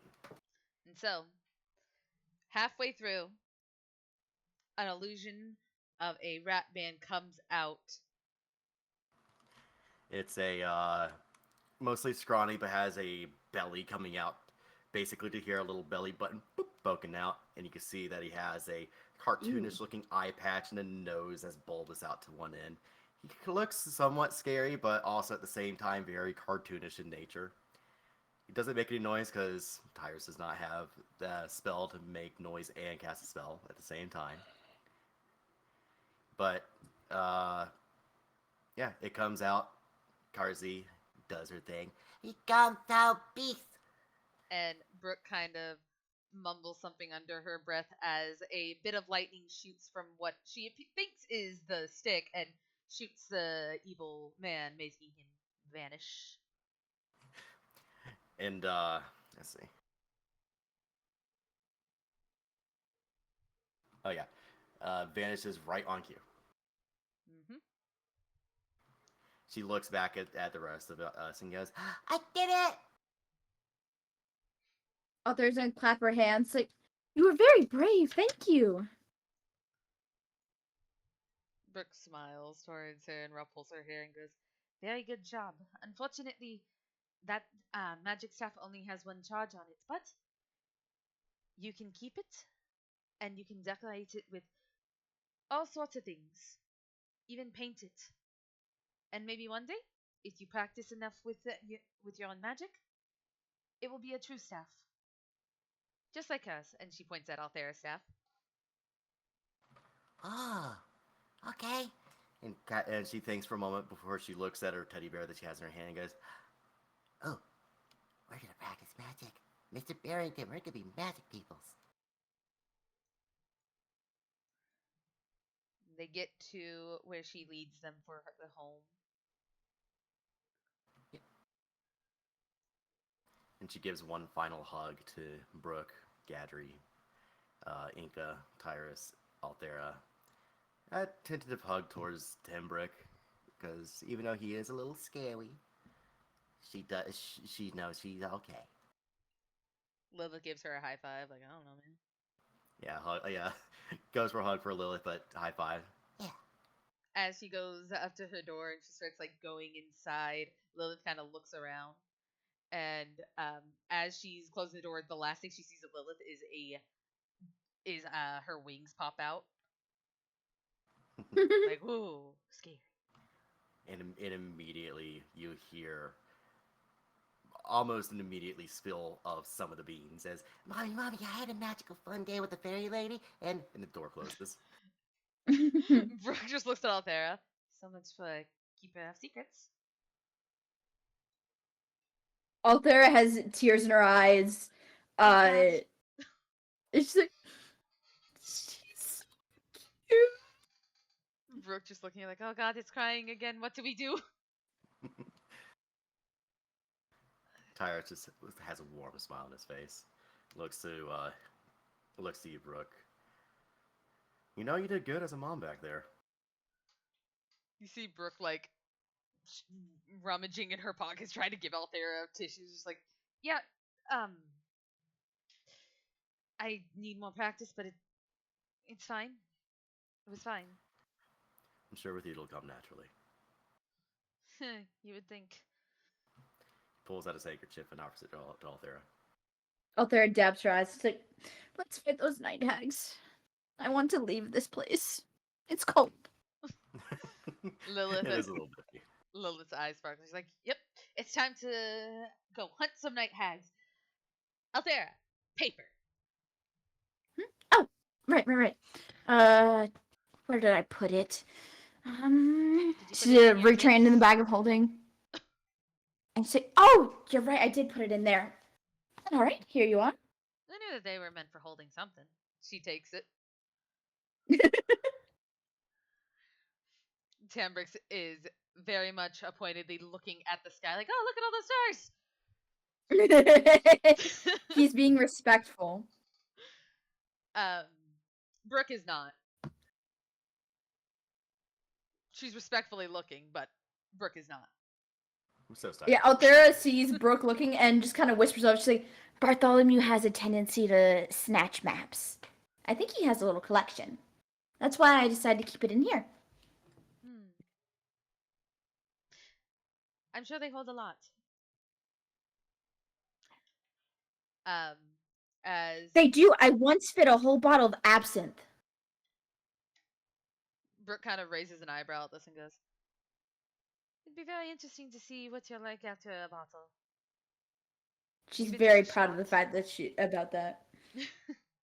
And Lilith starts leading everyone out into the nighttime to go hunt for hags, activating the paper and using one of the 3 charges for locate creature. Attached to the map was a small bag, and when Lilith opens it up, it has the spell components for locate creature, and it happens to be, I believe, teeth, if I remember correctly. teeth from small creatures. Um, and everyone starts following. Is there any conversations to be had, or are we just heading straight to where it leads us? Fight the hags. Fight the hags. I do want to, just to be sure that we are on the same page, so no, some of us fuck up, just to make sure that we know what the plan is going in. The plan is. Oh no, it's a bit of fur. Okay, it's a bag of fur. I think I'm thinking of find the path. Is to locate them, or at least try to locate them, get them to be near, find out where they stay, and then during the day attack. And where does the dream come in? The night of the night that you're hunting them, you have to wait for the day. Yeah. So we use, well, we have locate creature while we try to lure them with Brooke. Yeah, we locate the creature to their nearest, to the area that they were near. Their last known location, and then everyone starts setting up to essentially start the process of luring them out to see if they are even around this area. Where is everyone hiding besides Brooke? Because Brooke's going to be sleeping out in the open. Tyrus is going to try to climb a tree that has, like, that has coverage. All right. So he's, like, out of the eye line that, most people don't look up towards. All right. Enga is There's not hiding very... in a bush.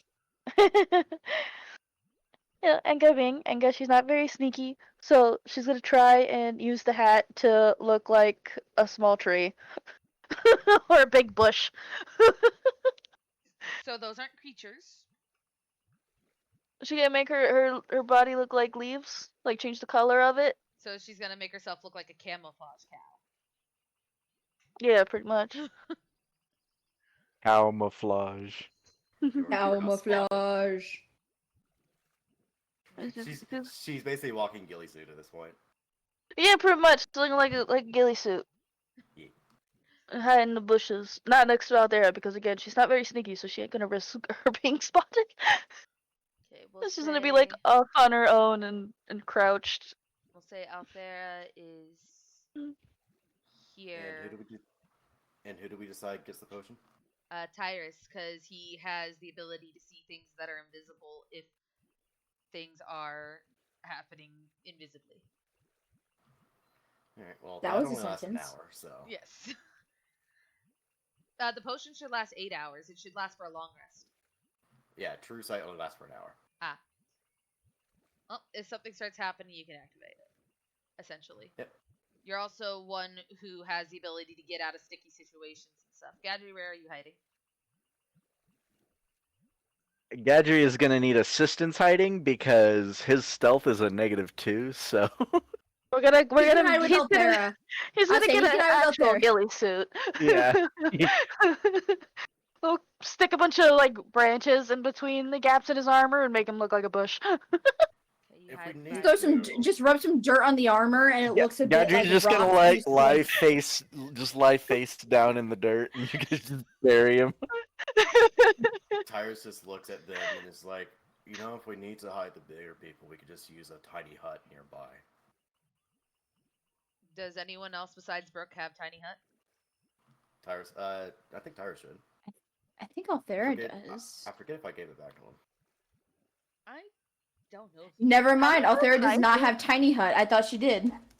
I didn't know tiny hut hid you. Yeah, you can Yeah. see Yeah. outside, they can't see inside, and you can change the color of the outside. Yeah, it's Oh, yeah, basically that one doesn't solid show- color that you get to pick. Well, yeah, there's still gonna be a freaking bubble there, like. You can make it look like a rock. It's more like a. Let's say it's more like a like an invisibility thing, where like unless you like squint, you can't really see the. Because light is reflecting off of it to give it the image. So it's Yeah. like It's like when you cloaking look at a in mirror. games where there's still the outline if you look close enough. Yeah, Kinda. essentially it's just a dome of one solid color that you get to choose. And it does not glow. On the inside, it has a very dim light and is comfortable, but on the outside, it just looks like a colored dome.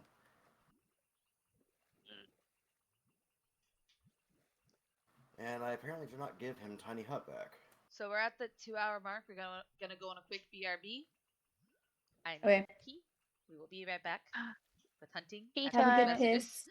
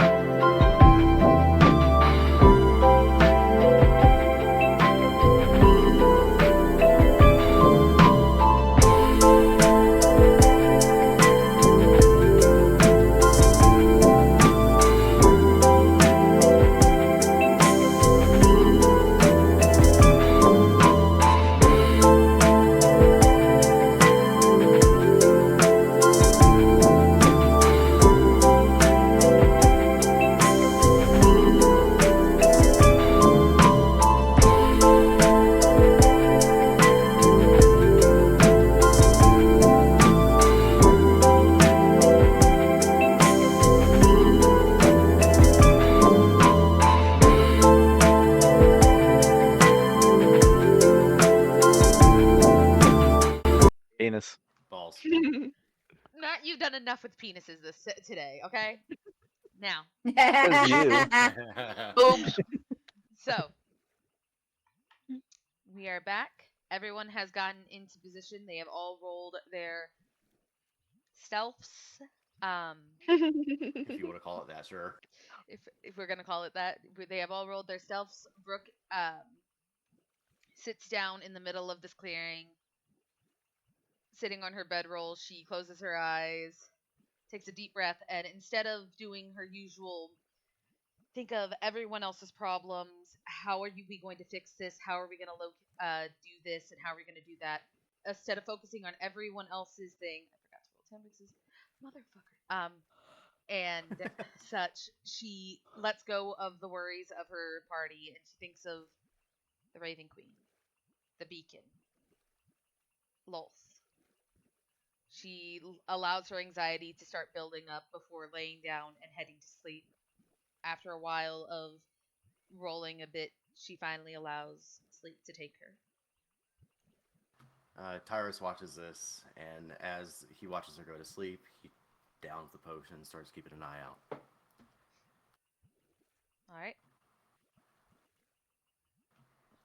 Brooke. As you drift off to sleep, you feel yourself floating, motionless. Feel the gentle coolness of water around you. And you open your eyes and you see deep blue everywhere. Take a moment to watch your surroundings. Look around, look up, look down. The water is endless, deep and blue. Until you suddenly notice right behind you, a light of yellow suddenly appears.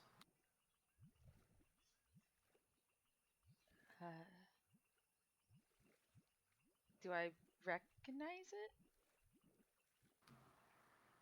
I don't think you've recognized, or you've met this entity yet. Alright. But you turn your head to look towards the only thing around you besides the water, and you see before you a singular, massive, glowing yellow eyeball, one single slit, looking right at you. And you hear in a deep, guttural, almost primordial, visceral voice, "Return." Brooke's going to take a deep breath. She's going to speak in primordial. Return what?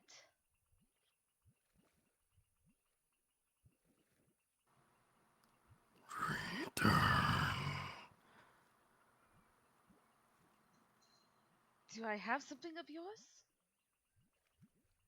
It just stares at you silently, piercingly. And in almost in a moment of an instance, you almost swear you could recognize the eye somewhere. And your thoughts bring yourself back a bit of a ways from that moment of recognition.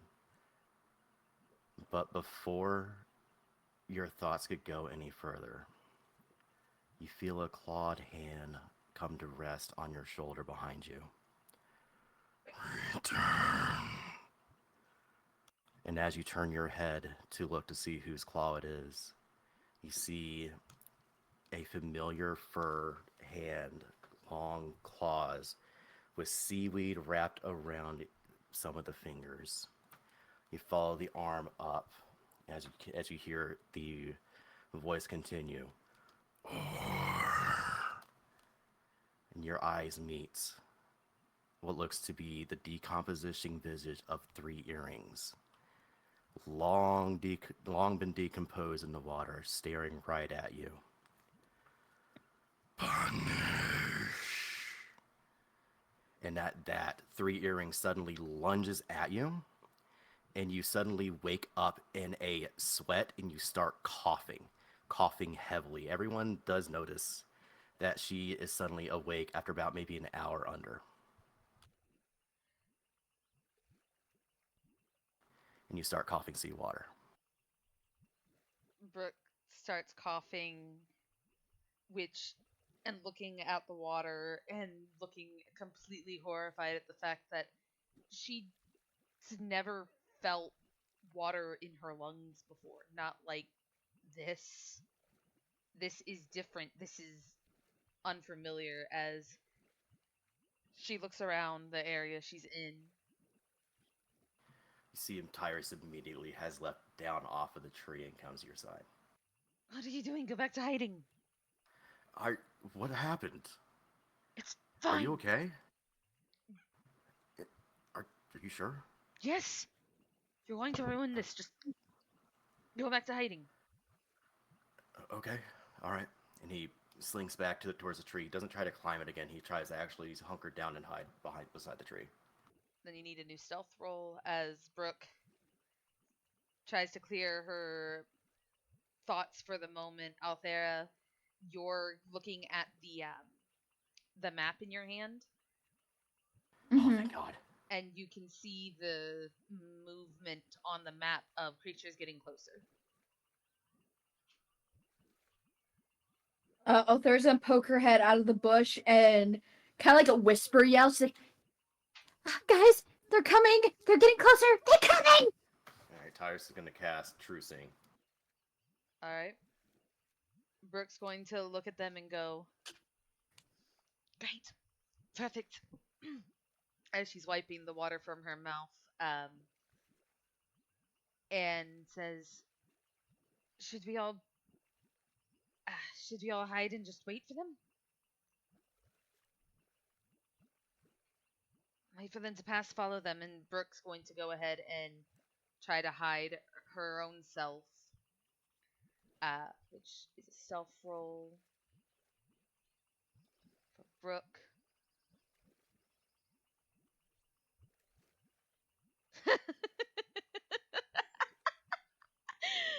Fuck. We all have stealth today. So No as stealth you go to for try anyone. to hide, the nightmare that you just had has shook you enough to where you just like stumble a bit, and you kind of like just lean against the tree, just trying to catch your breath.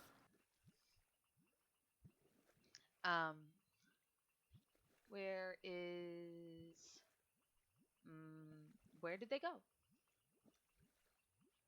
I pulled hags out of the compendium, and now they are missing. Skelly, can you grab me 2 hags?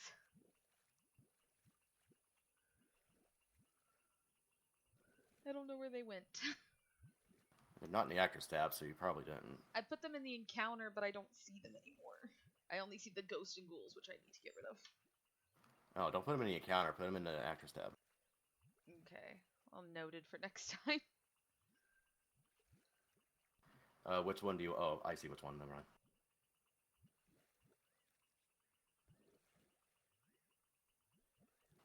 And you can just grab any more if you need. Thank you. Yep. So, Lilith, you feel... Lilith starts to, like, keep her eyes out. Tyrus, you don't need the vision, for they are not hiding their presence. As you all see 2 hags start emerging and making their way towards where Brooke was laying. And as they get there, you hear them softly talking as one of them goes, "You think that you can hide, dearies? We see every single one of you. You've obviously sought us out. You've lured us here. What is it you desire? Are you here to make a deal?"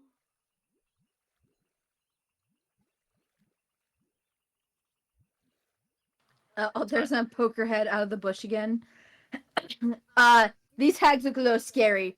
And she's like, actually, we're here for your hearts. Really sorry to bother you and do that. But if you can die and make this less traumatizing, that'd be great. Facepalm. The night hags look at you. And they start cackling as they say, "And what exactly do you want with our hearts, dear?"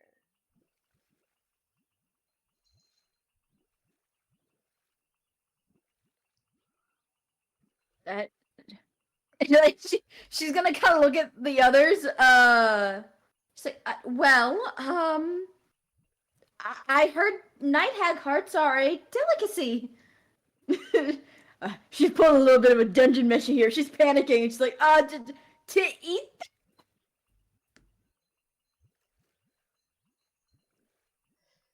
They look to you and they look to each other like, what is this child on about? As Lilith um, flies down and flies over and lands here, kind of in front of where Althera is on a small patch, and goes, "You make deals. What do you want for your hearts?" They look to them and go,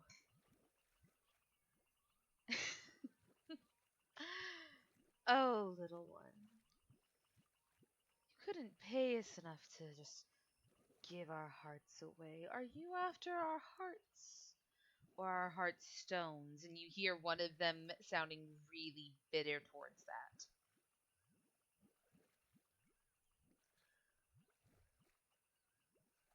I think we just need their hearts, right? This is the player asking. We just need their hearts, right? That's what Xana had told you. Go ahead, Tyrus, Gadry, Mm-hmm. and um, Inca, and roll perception.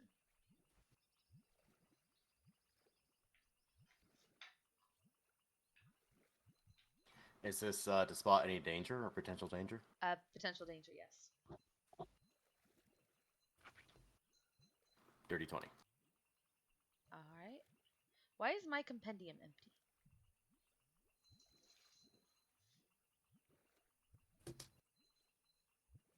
That's frustrating. Something's trying to sneak up on us. I have the alert feed. Same. Same.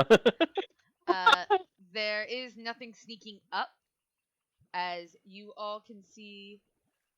I'm sorry, Skelly. Could you pull to the side some fungus creatures? I don't know why my compendium is empty. It doesn't even show me spells or anything. That's strange, because I have access to it. I know.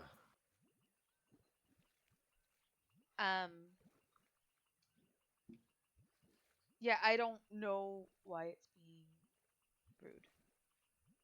But Will that work for you?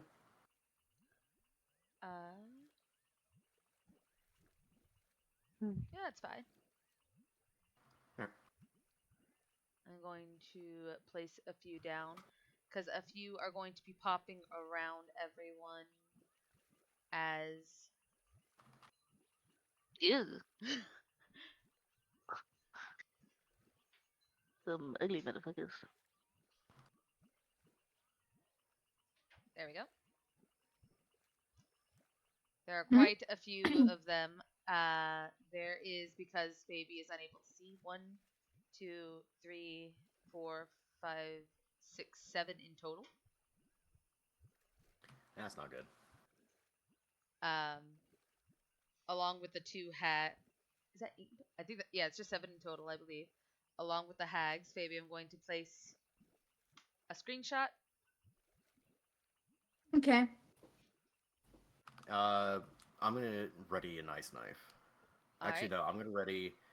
I'm actually gonna ready. Oh, that's not fun.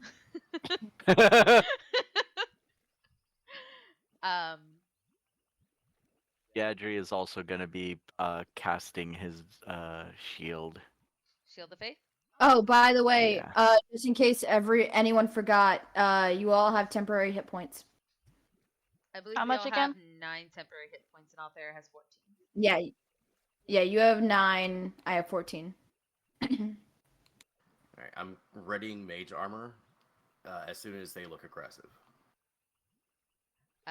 So all of you start noticing the fungal creatures poking around as the night hags go, And why exactly are you hunting us? Is it your own benefit?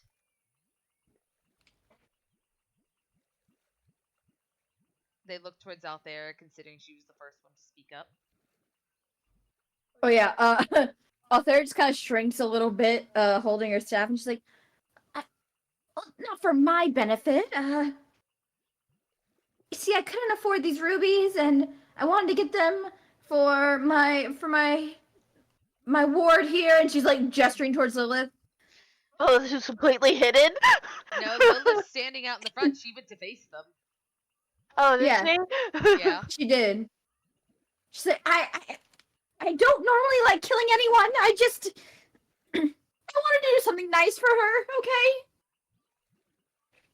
One of the night hags starts stepping towards a little closer to where you are, Althea, but not all the way. Just kind of just across the way, getting a better look at you, and says, "Rubies, you say?" Mhm. Was it at a shop, perhaps? Yes. You hear the other one starts mumbling something about, of course, as you start to see them actively look aggressive. If he Uh-oh. thinks that he can get some low-grade creatures to get us, Low grade. he is deadly wrong. I resent that statement. I resemble that remark.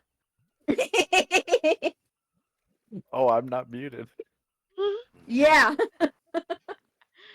Okay, they are now actively looking aggressive as things are now, heating up. Oh no! Althera's gonna look at them and kind of stand a bit straighter, and she's like, well, I don't know why. I. Oh, that's that's She's like, well, why don't you give us your side of the story then? Why you seem to have this, what do you call it? Contentment for the magician. You see you see the one that's kind of in the back look towards you, and they say, "They have what's mine."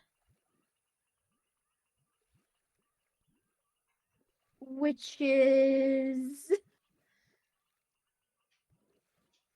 Yes, they are. They Shut up! they look towards you and they tilt their head and they go, "They already have one of mine. They already have a heart of mine." As you see them hold their hand up. Tyrus, you actively see this. We're going to start initiative after this round. Throw your ice knife. No, he cast mage armor. Oh, okay. As they shoot a magic missile towards Althea. Ah! Oh, okay. Yeah, so immediate mage armor counterspell. I was doing one action per turn before the initiative started. Yeah. Oh, I can't do a reaction with a held action? Oh, no, that is actually my reaction. Never mind. Yeah. Never mind. So Althea, at first level, they're going to hit you with a magic missile, and that is... Second level counterspell. Fuck you. Oh. Never mind that roll then. As their magic fizzles out, they look towards you, and you see their eyes start to glow. Everyone, roll for initiative. Althera's trembling a little bit.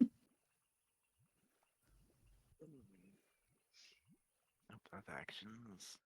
That's a 14. I'm going to go ahead and roll Althera's initiative and edit it.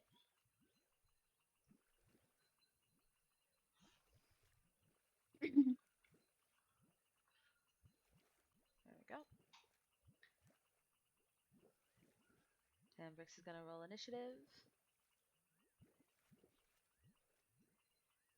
Man, I gotta pull up Tambrix sheet now. I gotta like have Tambrix sheet now.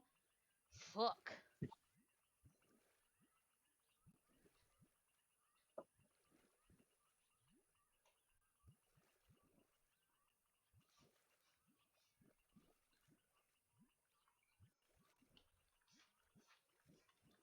God damn it.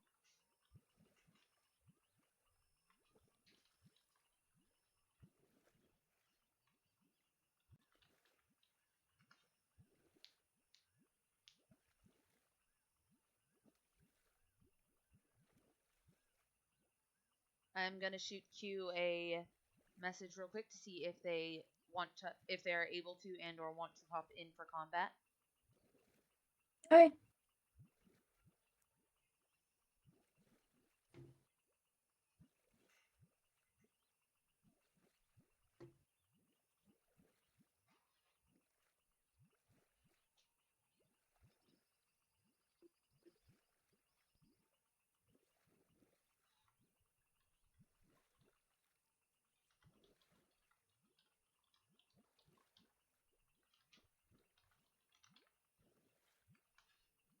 Alright, Q is unable to make it, so I am going to be playing for Q unless Skelly, you want to use Q's character sheet so I can focus on the hags. I'll try my best. I don't know how to do a blood hunter. I'm gonna be honest. I don't know either, man. But yeah, everyone rolled for initiative. Yeah, I rolled 14. Okay, beginning combat. Top of the round is Angry Night Hag 1. Alright. Let's see. What exactly do Night Hags have? Oh shit! I forgot to cast mage armor. Give me a second. Go ahead and cast that.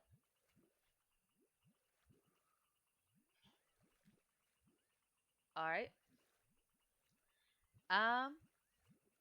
What is that?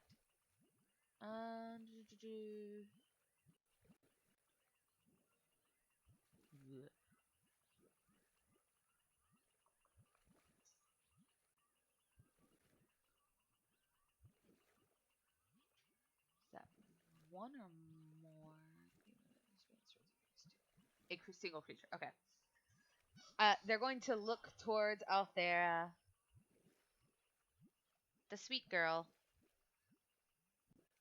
who decided that you had to talk about taking their hearts.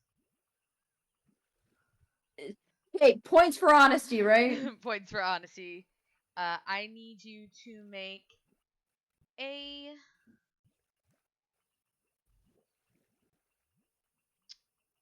Constitution saving throw. Oh, fuck me. 13. 13. Where is their spell save DC? Accident ability is charisma. Okay, so the spell save DC is 14 plus 6. That doesn't seem right.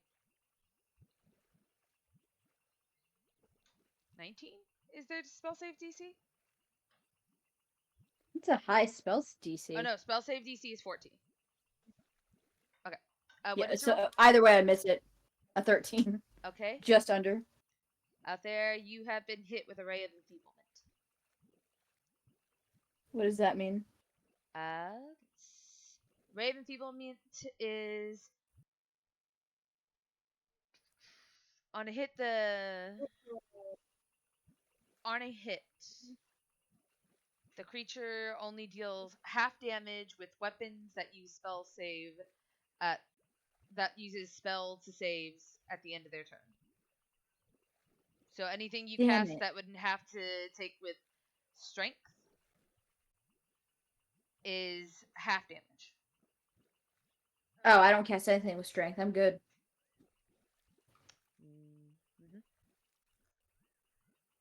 I think that's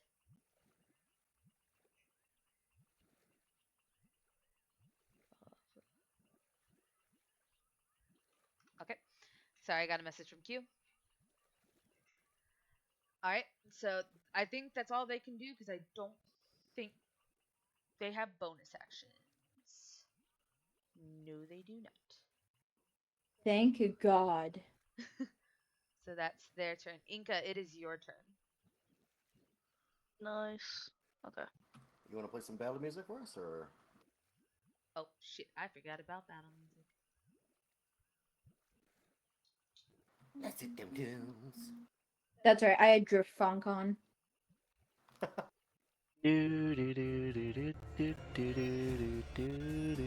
That's not Drift Funk at all.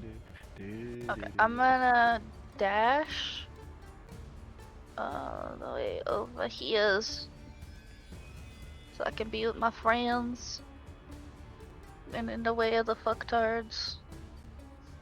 And then I'm gonna bonus action cast Spiritual Weapon. Okay. That's trying to find a thing. At 4th level. Boom.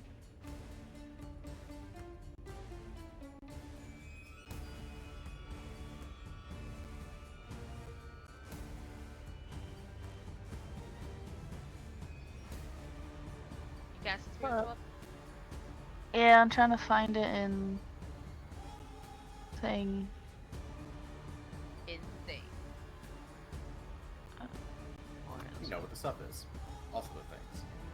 Man, you know, with the stuff, with the things. Stuff and things. Fuck it, I hate using Foundry. I cast Spiritual Weapon and I'm gonna put it right here, right next to her. No, actually I'm gonna put it next to this fucking thing in front of her. Okay, what is your spiritual Looks weapon? like a hammer, obviously. So she's gonna run over, pull her shield off her back, put it and hold it in front of her, and then cast Spiritual Weapon, bringing, you know, the spectral hammer right here in front of this thing. I don't have a hammer at the moment, so we'll just put the scythe that, what's her name used for now. There should be one in the compendium. Let me find it for you. The compendium she doesn't have access to. Yeah, I don't know Oh, why she I don't should. have the fucking compendium. We'll figure that out later. Yeah, I think the browser might not be working. So you're going to hit the violet Will it pop up in the thing? fungus. Roll to It's not popping up in the freaking... There it is. Alright. 21 to hit. That hits. And it does 11 force damage.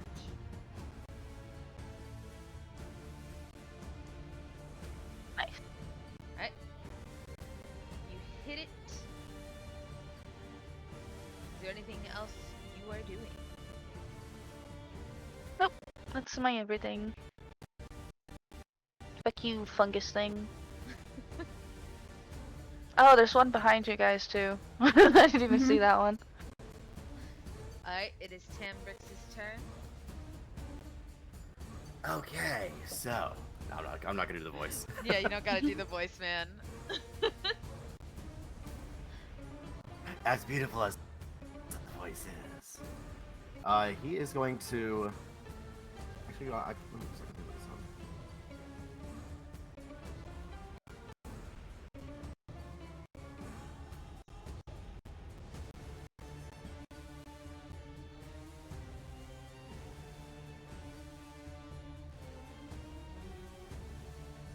Okay, cool.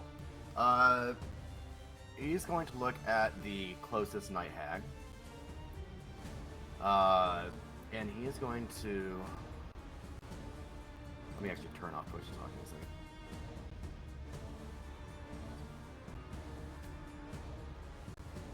Okay.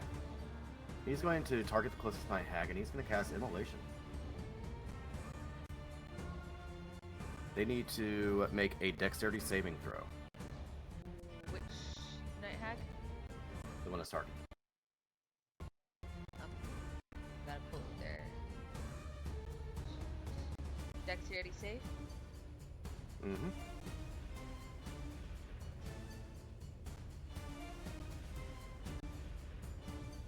and that saves. 18. That saves. Let me check and see if it's half damage or not. Half damage on a successful save. Yep.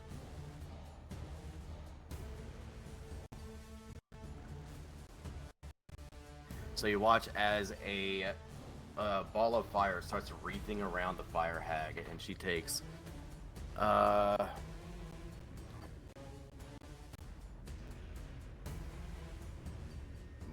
she did save. Okay, let me undo that.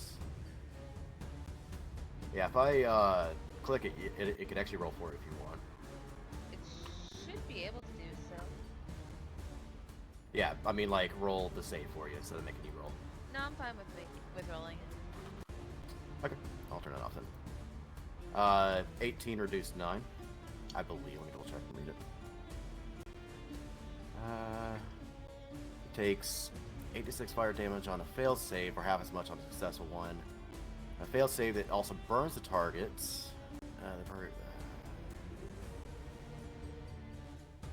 Target also burns for the spell. Burning target sheds bright light, which she did not fail. At the end of each of his turns, the target repeats a saving throw.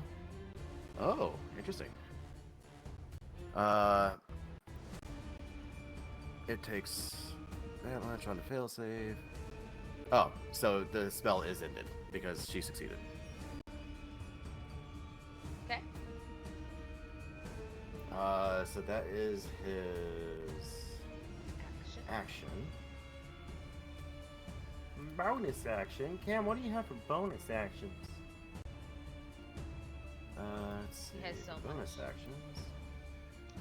So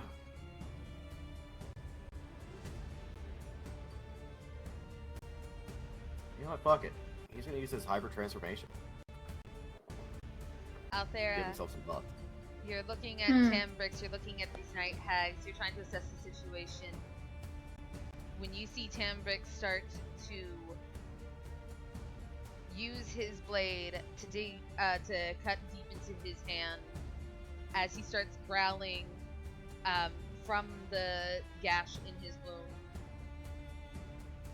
fur starts pouring through, covering him. He's turning into his lycanthrope form, right? Mm-hmm. Starts covering him. Ears come out, teeth get sharper. He doesn't look like a normal tiefling anymore. He looks like a werecat. I believe it's a were-tiger.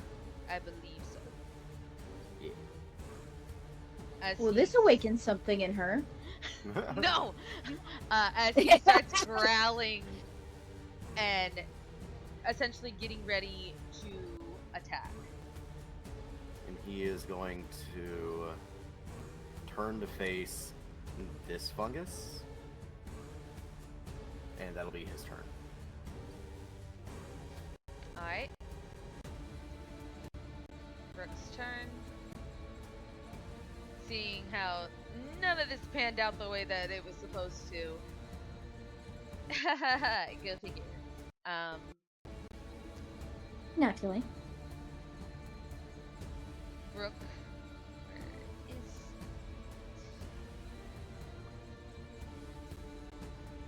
Oh my god, I can't believe I forgot that he has these. I don't see that spell. Maybe I did it for the day. Oh well. Brooke's going to cast Thunder Wave. Which is a Constitution saving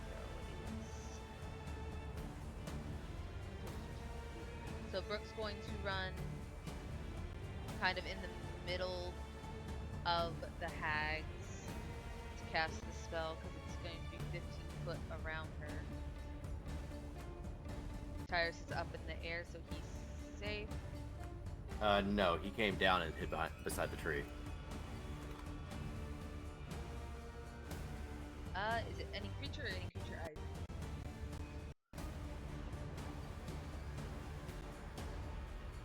Each creature in a 15-foot cube originating from you. So if she steps here, Tires are still in the fucking way. It's alright, I can take it. Shut up, bitch, I got it. This gets all of them. This gets all of these bitches. Okay, so how do I target multiple people again? I think it's... When you cast it, it should There. give you a. You could do that, or you could do a. When you cast a spell, it should give you a measure template you can place. Oh,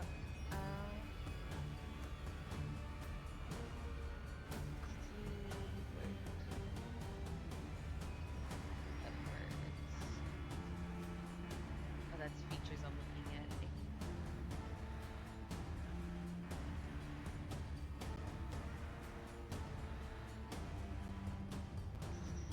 Oh my god, it's been a while since we've had combat. Hmm.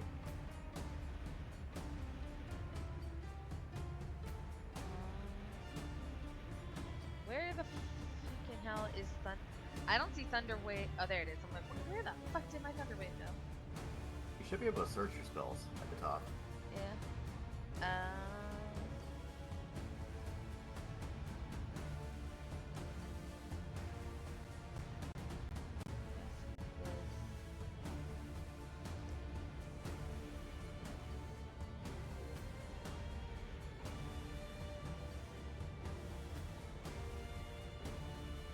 I can do it that way.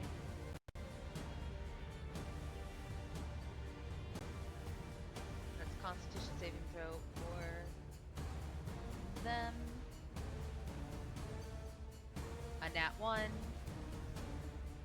And then fungal also fails. So damage is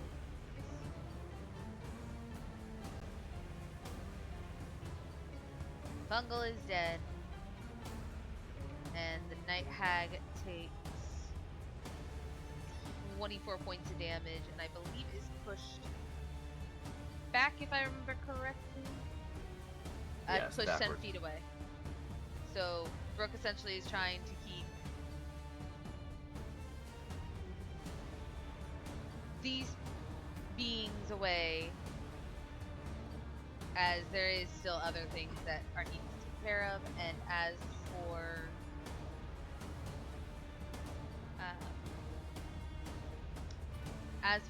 bonus action, Brooke looks towards Inca and shouts out to her, "Make sure you keep them all safe," and is going to give you a bardic inspiration. Yay! Yay! And that will be Brooke's turn. It is this Night Hag's turn. I believe Ray of Enfeeblement is a concentration? Question? You should check. If it. Yeah, is- it's concentration. Yeah, it should have automatically rolled for you. It does not. Oh, there it is. There's concentration. Okay, so now I have to roll a con save for this bitch. To keep it. Please don't be concentrated anymore. Please don't be concentrated anymore. What is. How do you do concentration again, Skelly? It is half the damage at a minimum of 10. Oh, then And that, they save. and that, yeah. So 10 minimum. Fuck. Yeah. So they saved. Next Night Hag turns their attention towards Tyrus and Brooke, considering they just blasted her sister. No, Tyrus didn't blast him yet. She don't know what the fuck was going on behind her. She just knows that something blasted her sister. Am I still hidden? Um, I rolled an nat 20 on my stealth check.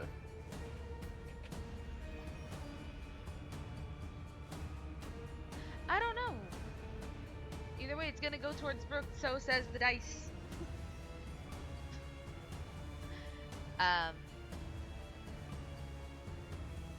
And it is, she's going to use her fall attack.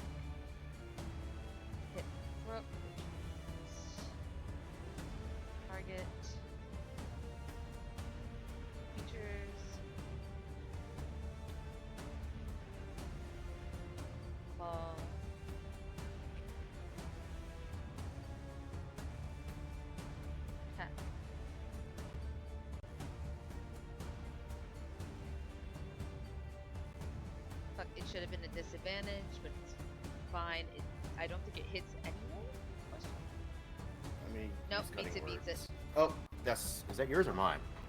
That's mine. Oh, never mind then. And I will undo that. Sorry, it popped up for me. I was like, I have many words. Yeah, I don't know why it popped up for you.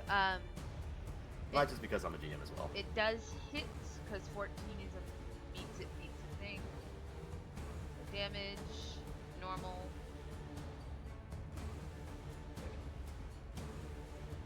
Five.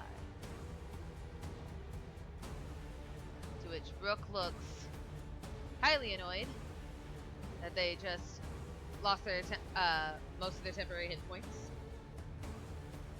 And that is what the bait can do. It is Lilith's turn, and Lilith is going to rage.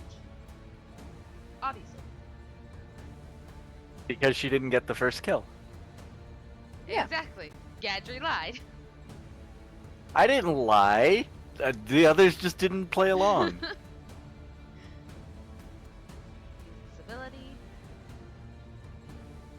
Well, I mean, to be fair, you promised her the first kill on the hags. He said no. He said next kill on the next creature. She is going to, in her rage, she's going to rush the hag with her. I don't think she can get to the hag. Oh, she can get to the hag. She's gonna rush the hag in all of her level 5 glory. What level is spiritual weapon again? I cast it at 4th. Target the hag. She's going to go in for her own fall attack.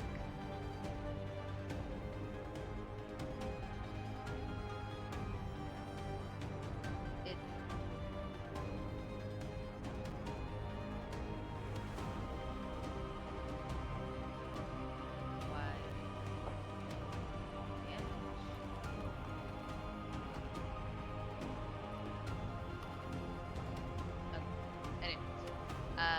no, let her use her pulse.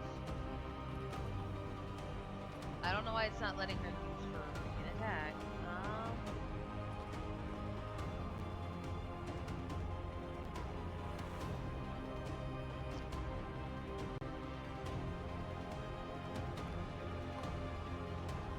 What you all do see, though, when Lilith starts entering into this rage is very much dragon-like features start coming out. Gadri, you remember seeing these features on the ship when she was fighting with Dilly. Her eyes get more dragon-like. Scales start forming around her. Her teeth get sharper. Her nails get longer. And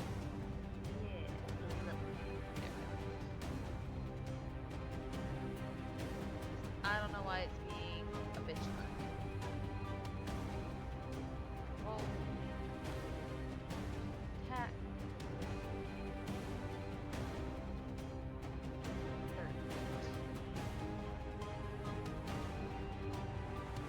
13 misses so a miss on the first attack. She's gonna go in for her second with her tail. And a miss with that one. The Night Hag is not allowing her to hit, which is only pissing her off.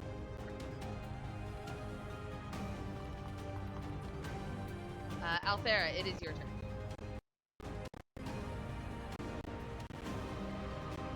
It's my turn? Yep. Sweet. I don't know what to do. I have that silver hairpin, but I don't think I'm close enough to either hag based on the screenshot you sent. Here you go, so you can see the. Oh. Well, it's Lord. joining streams are very precarious with my Mac. Is it? Like there's a chance it'll start overheating. There's a new screenshot. Thank you. I'll go to the fungus behind that Tambrick is facing. And Eldritch Blast. best. Question: did we ever get Ruby to put the silver on the weapons or no? Yes. I think so. We did. Does Yes. 17 hit? Yeah, we did. Yes, 17 does hit. Or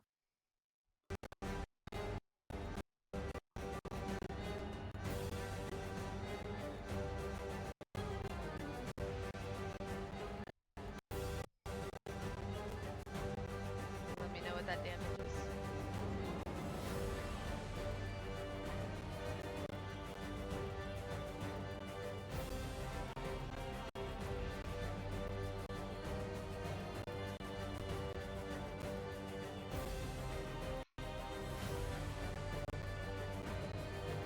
Not there.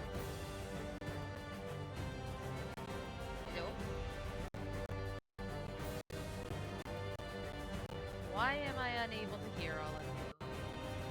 What happened?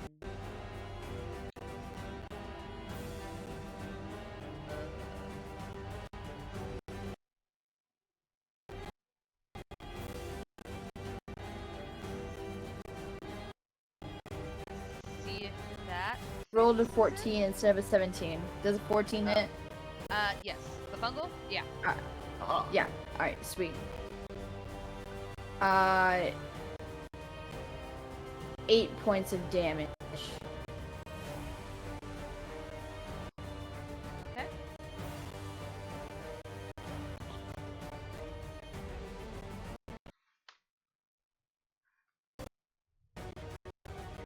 Force damage. So yeah.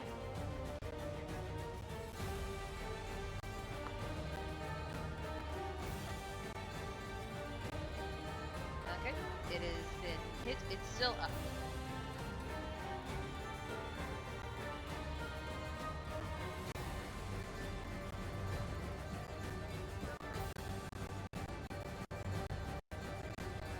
Is that all you're doing? I think that's all I can do. Oh wait, let me actually look at bonus actions.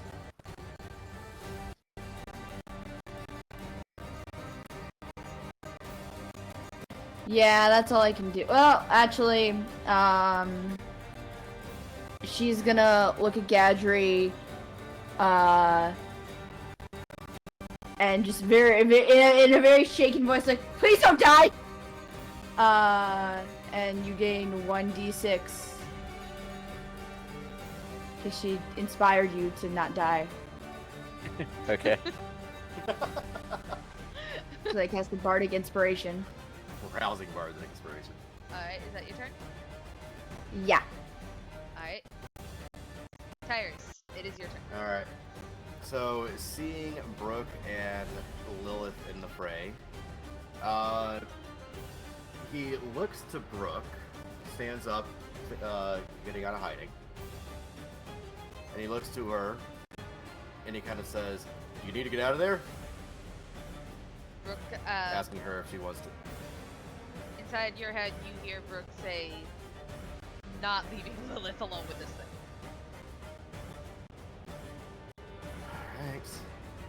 Alright. Then he is going to look at the Night Hag in between them. The one off to the side. He's going to go, fuck. And he is going to bonus action Toshes of the Worldly Guys. Alright. Where is it?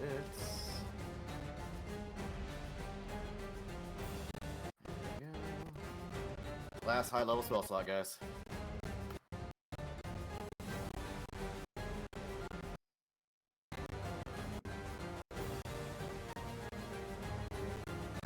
And he is going to rush up to the side here.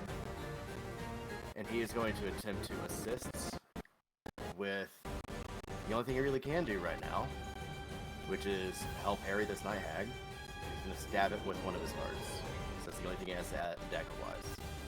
Alright.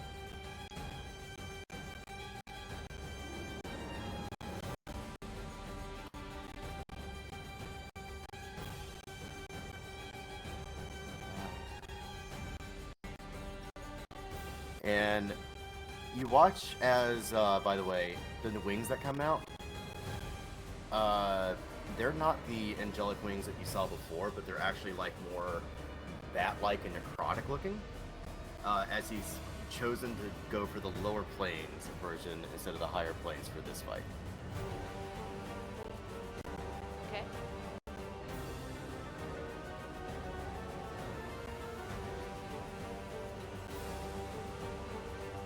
You're rolling to hit. Yeah, I'm reading. It says when I can make a melee weapon attack, I can use your spellcasting ability modifier instead of your strength or dexterity.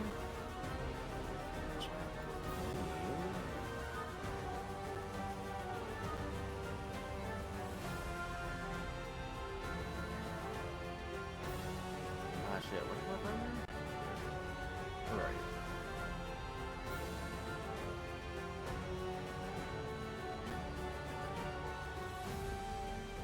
Shit, why is it not telling me? What are you looking for? My modifier, what my modifier is for my spellcasting. Your spell modifier should be your charisma that's your hero.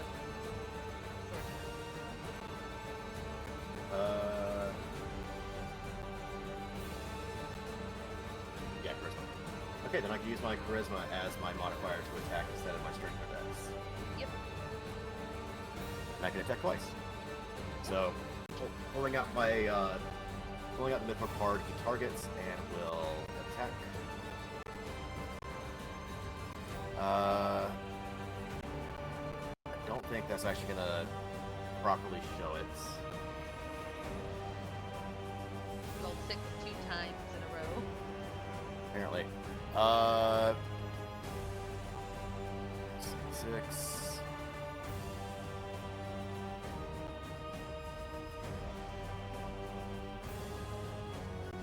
Sorry, it's the first time I'm actually stabbing something with this character. Give me a second. No, you're good. Do you need your modifier? I have my modifier. I just wanted to see what the modifier normally is for a dagger. Daggers are a +6. Okay, I guess I'll take that then. I have your character sheet up. Yeah, no, but I have to swap it out for charisma instead of what it says. But it's fine. We'll keep moving. I don't want to hold things up. Attack again. Okay.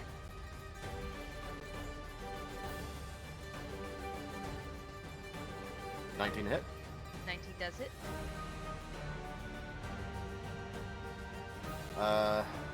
3 points of piercing damage as the card goes into her side. Alright. She winches and she looks towards you of anger in their eyes. And if I remember correctly, you said Mithril also counts as silver, right? Mithril and silver are the same, which means they don't have resistance, so they take the full 3. Cool. So that's my action, bonus action, movement. That's pretty much me. Alright. Next is... I don't know what the fuck I'm doing! is the fungus, who is not in range of anyone at the moment, so they move 5 feet, and that's...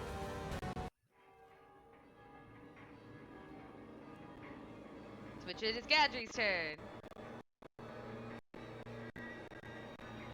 Let's see here. I mean, So Gadry, you want It's to a kill l- something? I do. But at the same time, the only thing that's close enough is that stupid fungus, but that's not really like, It's staring at you menacingly. yeah.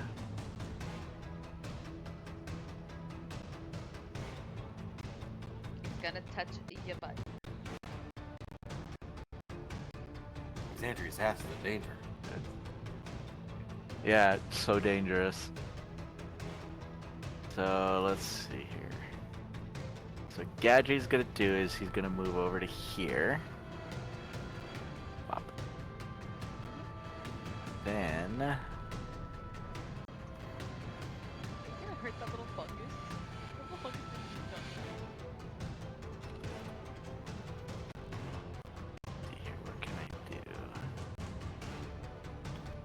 Eurydice would be very upset that you are all bullying Ha! Well, you know, they started it. Fuck you. Fungus.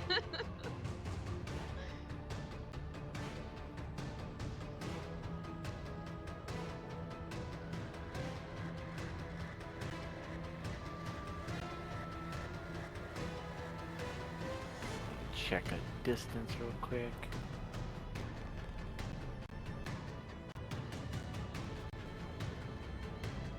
So this one. Yeah, I'm gonna cast command. Armed with them?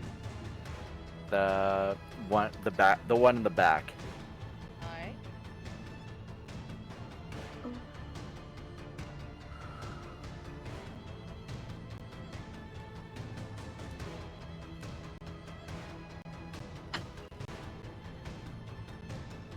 Hey, it hit. Cool. Or I have to. oh no. It already it failed. My attack failed. Or it saved. That's the word. Because it showed in Yeah. chat. Wisdom saving throw. Yeah. I'll turn it off in a second, sorry. No worries. Just juggling between a character I don't know and something you're Tyrus good. has never done. So- You're good. You're good, man. It doing it automatically is fine. is that alright? You want me to keep it that way then? Yeah. Yeah, that's fine. Okay. Someone in the stream says that the fight music is overdoing our voices. Of course. Like it's loud compared to our voices. Gadry can't do much else, so I'm just gonna. Yeah, I'm gonna turn there.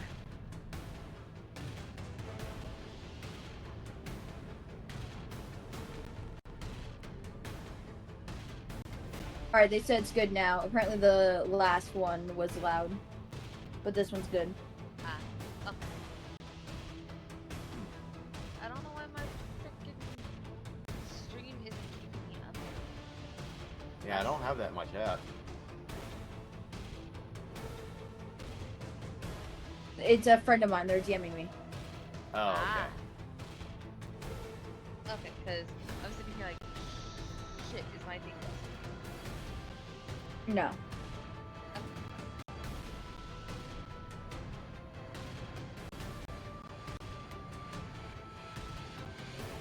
Have I found a creature that out there doesn't want to sleep with? Huh? Have I found a creature that out there does not want to sleep? The night hags, the fungus. This fungus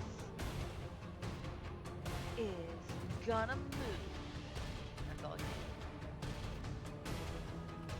This fungus is gonna move to off there because 5 feet. And it's gonna try and hit you with its multi-attack. Alright. Hit.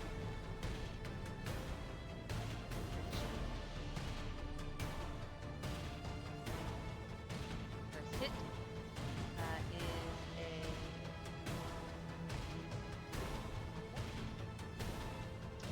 a 9 hit. Nope. Second attack.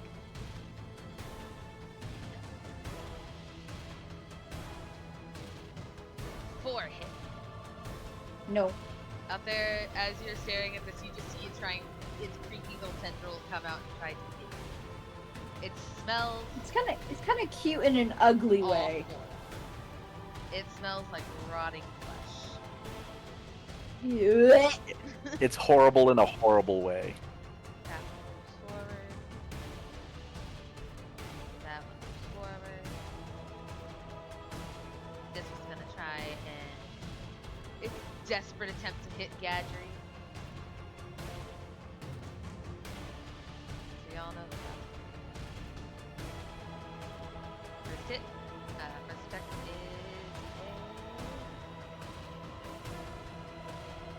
a 10. Nope. Attack is a 3. That definitely does not. You see it's trying to use its tentacles on it. And it's now that I have to. Each time Gadget gets hit, Tyrus, ah, damn, ah, damn.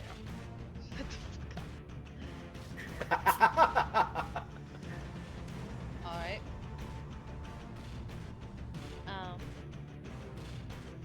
What's up, Novateal?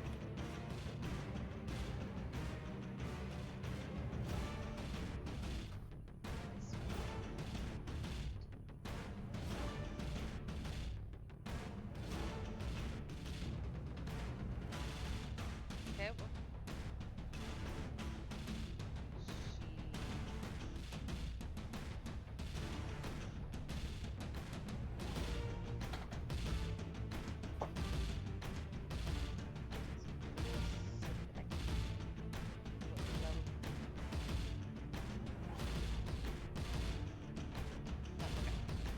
They're going to... Oh, shit! I'm sorry, I just realized something. Cam's character has an ability on initiative. Well, it's too late. We shall remember that for later. Well, we can do it whenever it's the hag that he attacks her. So it's going to cast Magic Missile at Tyrus.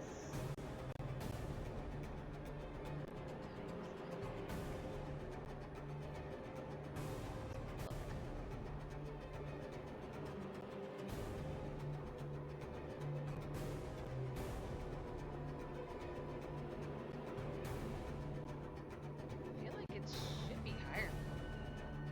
Okay. You should be able to change it from level 1. It doesn't give me the ability to disengage. Well, shield. That doesn't apply damage. Shield completely blocks magic missile. Ah, okay.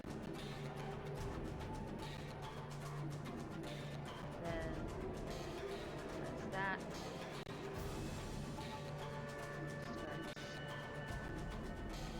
Starts back.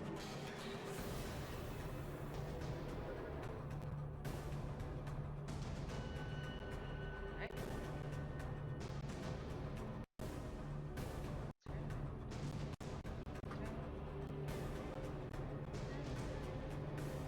And that's Tyrus. his turn. Inca. Tyrus just became impenetrable, basically.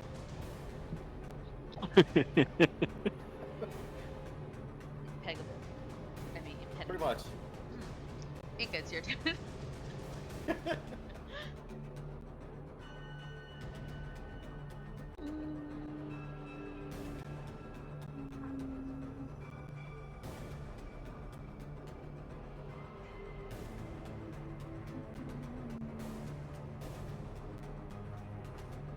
Thinking.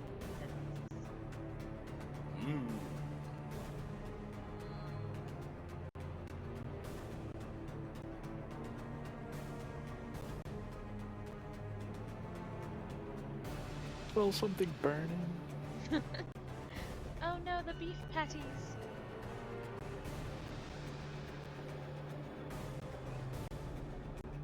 I want to cast Toll the Dead.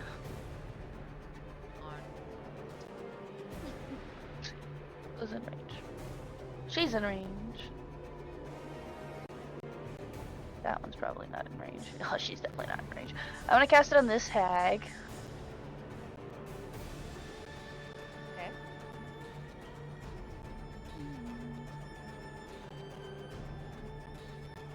She's gonna take 1d12 necrotic damage if she makes her wisdom save. Oh, actually, because the level went up. 38, nice. She has to make a wisdom save. If she fails, she takes 33 necrotic damage.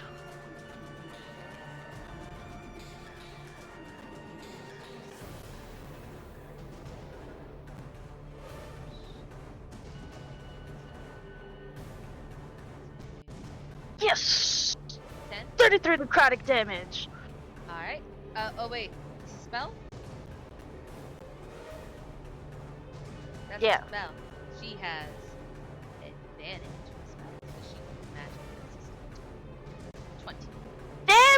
magic bullshit. So that's half? Question mark? Is Toll the Dead half, or does it just not? Hold on. On a saving Yeah. throw. Pretty sure it's half.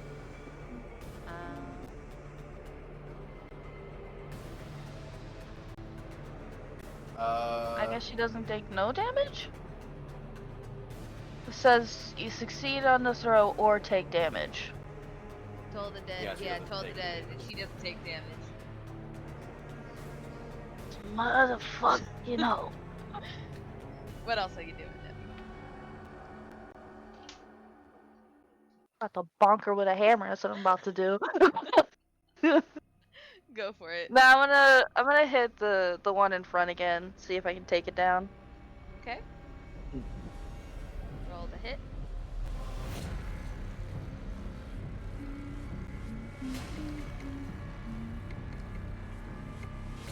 Click. That Dirty hits. 20. Definitely. 12 force damage.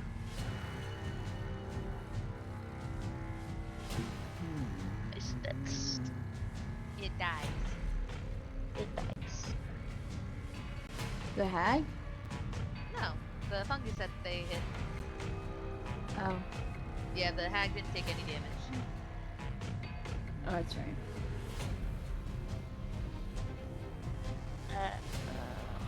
Just angry cow noises as they smash this poor fungus.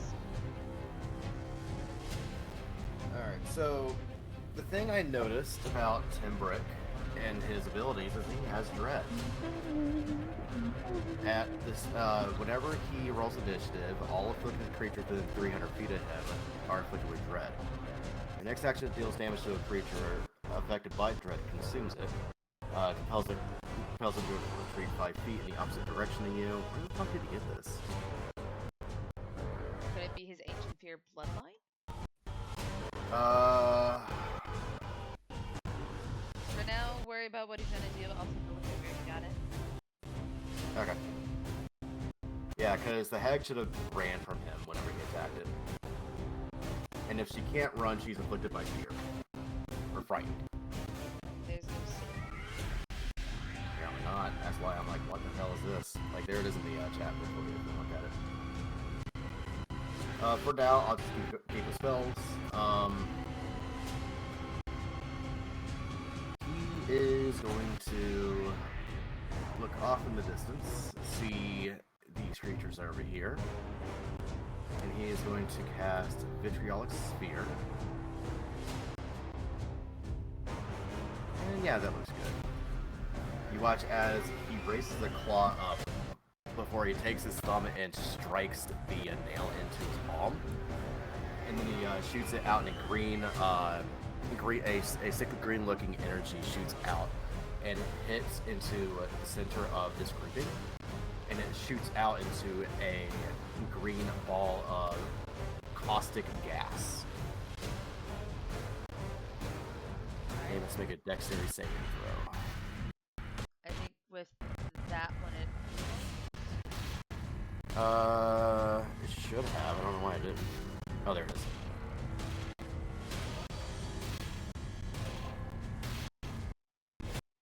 So Night Hag saved, Violet Fungus do not.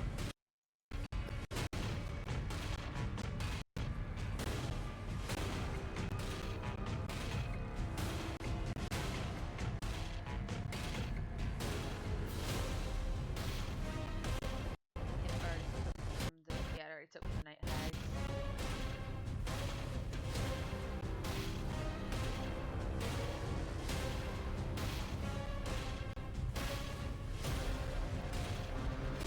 Is there anything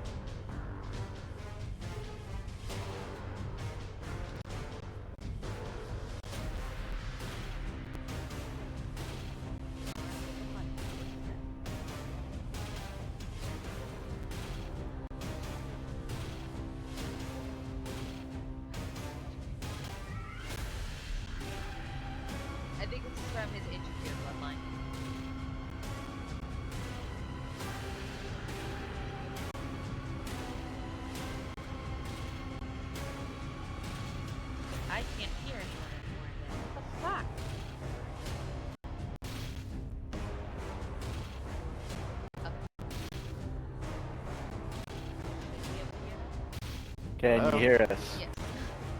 Okay. Did you hear what I said? No. All right. What was the last thing you heard?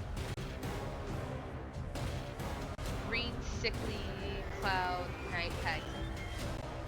Yep. So Night Hag save, no additional damage. He pulls out his scimitar.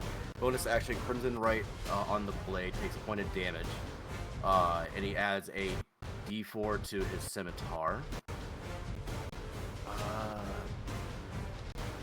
And that lasts until his next short rest or until he lets go of the weapon. And if you're gonna allow that thing, the Night Hag should be moving 5 feet from him, not this one, but this one. Because he did an action that caused damage. Let me check if they're immune to fear. I know they're immune to charm. No, they are not immune to fear. Alright. So they move 5 feet back from him. Mm-hmm. Yep. That'll be his turn. Actually, before he ends his turn, he's gonna move to here to stand next to the fungus, looking down at it and go, "Hi." There's a kitty cat next to him. Low, growling, dreadful-looking kitty cat, looking balefully down at this purple fungus that dares to be in your presence. Damn, something's been awakened. No, I'm kidding. Is it Altera's turn? Is that what you're saying? Altera, there's a kitty cat? No, he just moved next to your token, like, out there. Be a kitty cat. Oh. Oh. The Yeah, ears just looking are up big. and like, oh. Okay. The ears are thick and look floofy. If it can kill and get this fight done sooner, I'll pet the cat, I guess. I'm not gonna say anything. Low-key tempted to summon a greater cat. Please don't. I'm so tired. Seeing that Tyrus has come over to this one and Lilith's right there, Brooke's going to risk. I don't think they have reactions. It does not say that they have a reaction for attack of opportunity. All creatures have attack of opportunity. Okay, well, Brooke's gonna take the risk of getting an attack of opportunity and start going after the one that seems to be trying to get the fuck away. So, the attack of opportunity. Melee.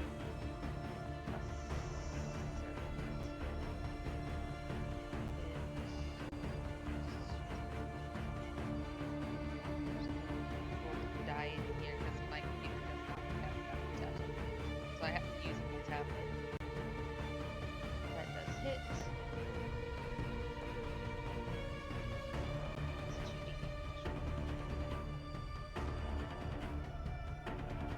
8. 13 points of damage to Brooke.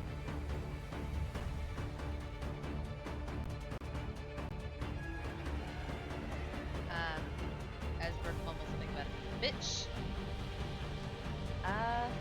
And she's going to run this pad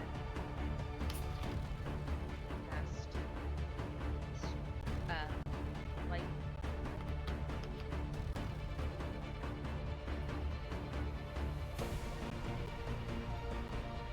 She'll use sapping sting. This one.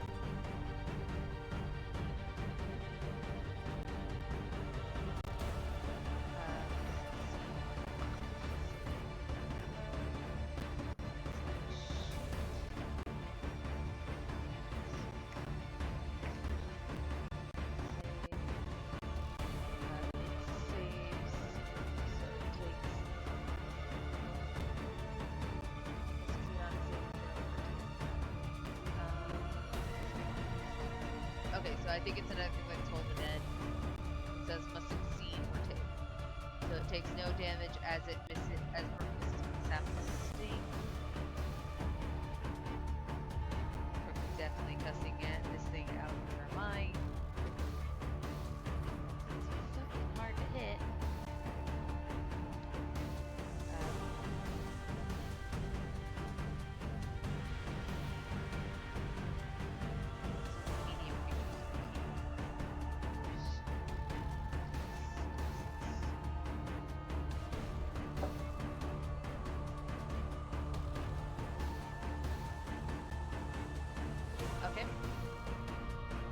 bonus action,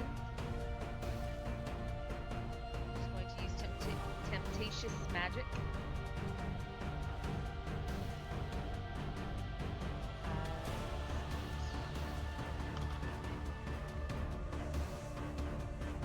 Temptatious Magic is a gust of air briefly surrounds her and allows her up to in the air up to 10 feet. It's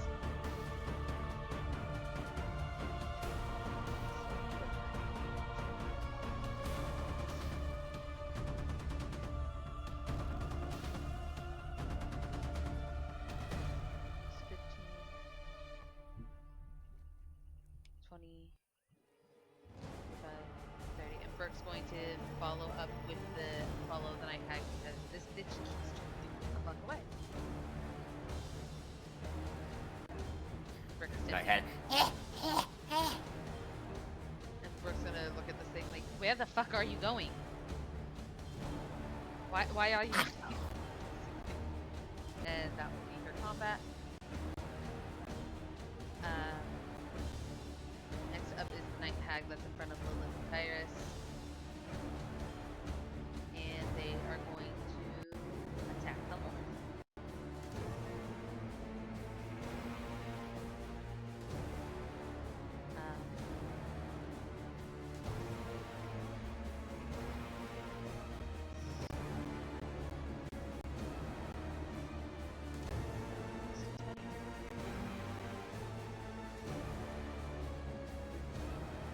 That does not hit. That does not hit Lilith. Higher. He has one attack. Yes, it only has one. So it tries to attack Lilith. Misses. Lilith starts smirking. Night Hag's not really scared. And it's Lilith's turn. As Lilith is going to return the favor. Try to hit this thing again. So I keep having to switch to different characters.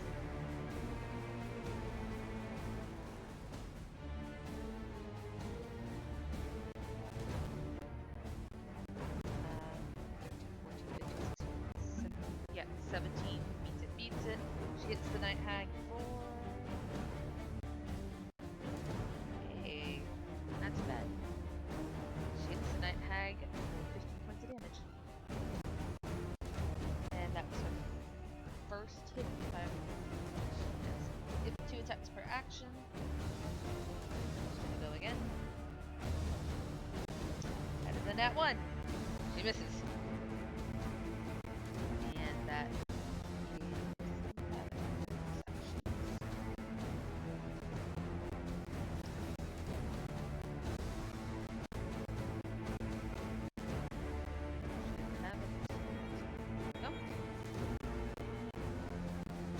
Althera, it is your turn. Cool. Let me see. Oh man, I can't. How far away is the second night hag? The one that it That Brick going after? the one that no, the screenshot in the second screenshot where it is right across from the violet fungus blood splatter.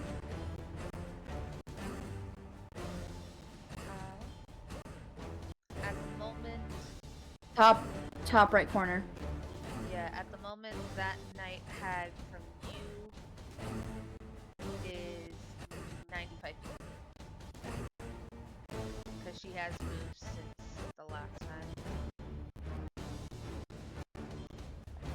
Okay. I mean.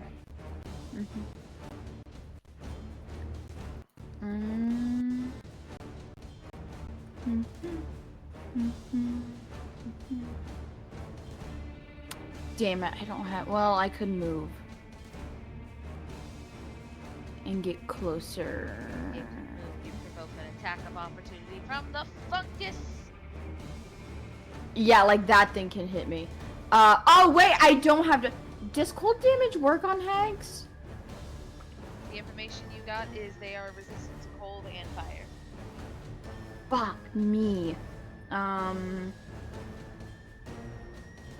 Because I was gonna use Hunger of Hadar. Okay. In that case, Althera is gonna hit the fungus closest to her. Okay. With her Staff of the Python. Which is solid bonk. Does a 9 hit? Yep. Cool. The violence, yeah, fungus AC is 5. It gets 5 bludgeoning damage. It is still up, God damn it. but it is angy. You have touched it. Yeah, well.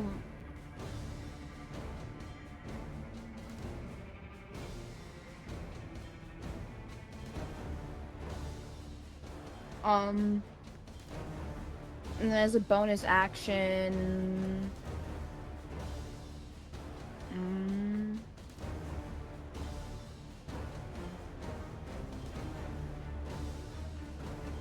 What does unsettling words do? I think it's like cutting words. Yeah, that's all I can do, really. I might move closer to one of the hags. How far do you want to go? You have 30 feet. Essentially, you can get in front of Gadri if you want to. Yeah, put me in front of Gadri. Alright. You're not gonna be in front of Gadri for very long, just letting you know. That's fine. Gadri looks at you. Out of my way. Bring away. Yay. And Behind the tank. Tyrus Shad, it is your turn. Alright. He watches Brooke leave, and he's like, oh shit. Focus on the fact that you got a child! I know, he's torn. This should not be hard! It's a child! Alright, he is going to... Would the...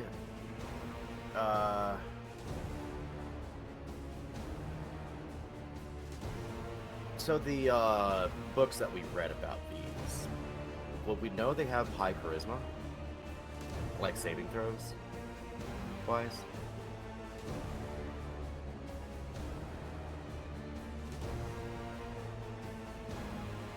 I don't know, I didn't really go into much detail with the book. I would say roll an intelligence.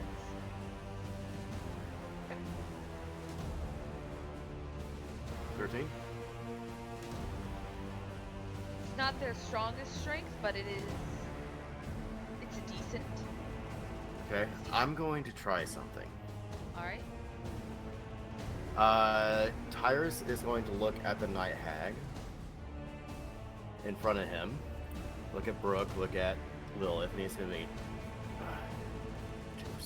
too spread apart. It's too much to focus on. You know what?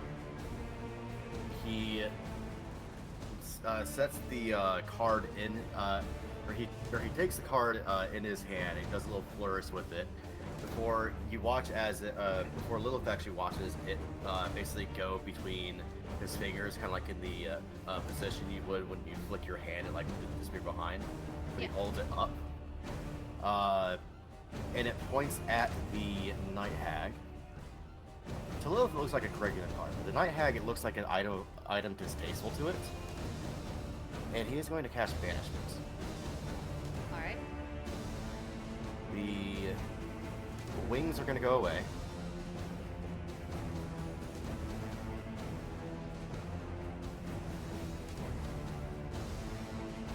she needs to make a charisma saving throw of 16. 18. Damn. I'm gonna use. I'm actually thinking about that. Let me double check. Or is that just attacks? It's an attack roll. Damn. Okay. And bonus action.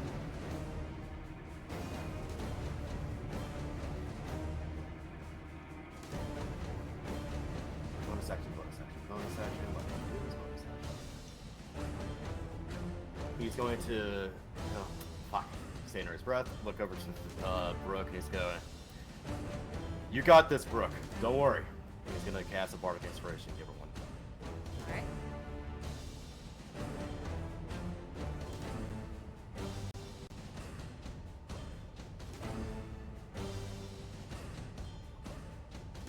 So you have a D6 that you can use for an attack roll, ability check, or saving throw. Alright. That's Cyrus' turn. That's Cyrus. Violet fungus. You know how dangerous they are as it moves towards attack. This one's going to try to hit Tambrix. That is. Hit.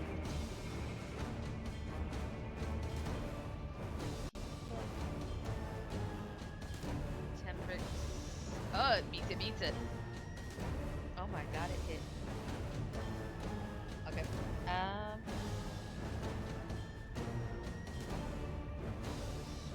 28, 24.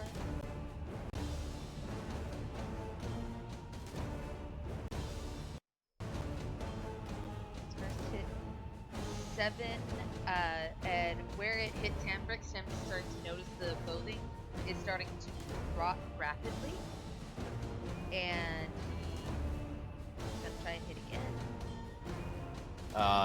As soon as he does, he's gonna look at the fungus, and he's gonna yell out in the fabulous voice of Cam.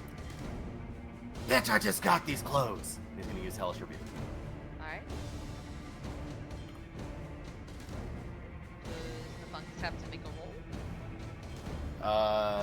Where's this Hellish Rebuke?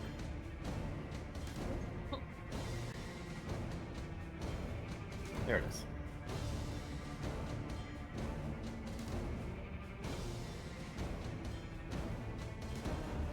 It needs to make a dexterity saving throw. It does. And it is fire damage. Is it resistant or weak to fire? Nope. But dexterity saving throw is A -3. a -5. Yeah. Dex. So, yeah, there you go. Wow, look at that. It's near death as it's looking up at you and it's going to try and hit again.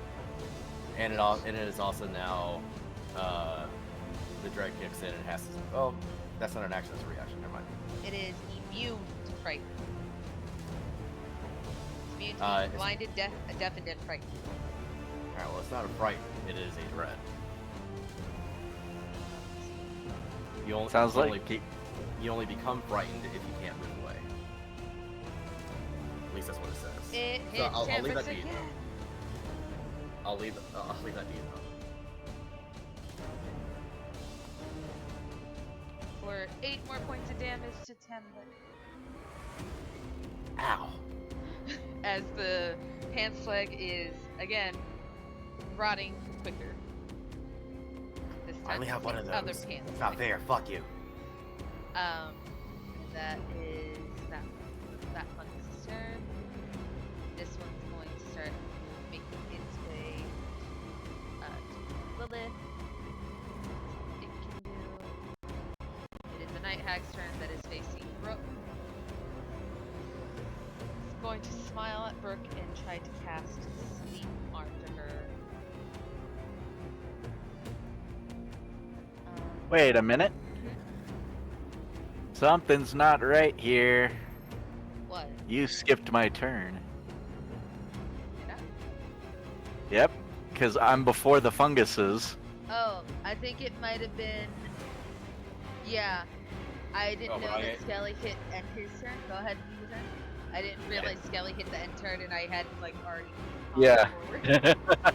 I was all like, wait a minute, something's not right here. You don't Yeah, get we to. turn. Yeah, we all So- have the ability to end our turns ourselves by. Gadry's gonna move here, Okay. and she's looking like a target. Good luck trying to Possibly. hit her. She got all the easy. The first attack.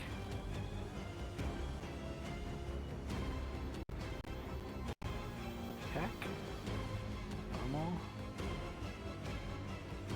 First attack misses. Haha. Second attack. That one will hit. Listen here, bitch. Okay, so let's start with the rolls. You get to roll one die. What do you mean? I have my improved divine smite, which allows me to just automatically deal that 1d8.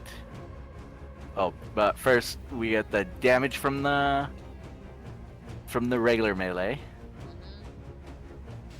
Then we get damage from improved smite.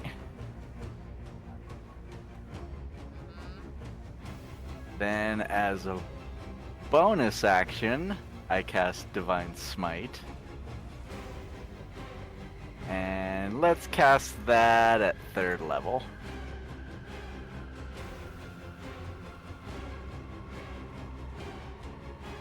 Ooh, nasty. 20. And then, let's see here, just double checking real quick.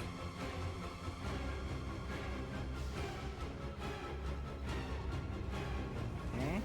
And then I'm going to cast Action Surge, wow. I'm going to use my Action Surge. Is I action cast fast. surge a bonus action or is it just It's a special action. Oh. I can use it once per short rest. I'm gonna use that. Take your fighter from you. God damn. And then I'm attacking again with the Morning Star. That one will hit. Normal damage. Do you get bonuses because of the silver? No. Boo. It just means Nah. that his attacks aren't half damage. Improved Divine Smite. Oh wait, is this weapon silver? Yeah. Yeah. Oh, these are not actually applying properly then, because it's still using the half damage for non-silver weapon. It's not. Oh. Let me apply silver to your weapon real quick. Oh. I'm about to kill my freaking guy. Yeah, she dead then, because she's already She dead. she's already near death. And if it's adding extra damage to her, And that's with half damage. yeah. Wow, you're really gonna Let's break see. your promise a little, you asshole. So an additional 8 additional.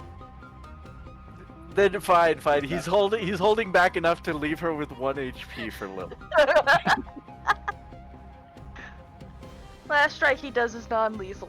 Yeah, so an additional 13 damage needs to happen to the hag. Okay, and then Okay. enough to leave her with 1 HP for Lilith. Hold on. Minus 13. She still has hit points. Get her, Lilith. Yeah, and then with that, Gadry's gonna they did the yeah. Okay. Yeah.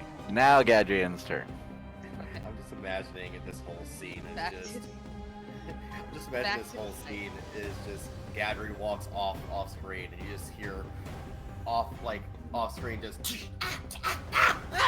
looks over and you just see her barely creaking on like barely holding on, just looks a little. All right, your turn. now she's going to cast sleep on Brooke.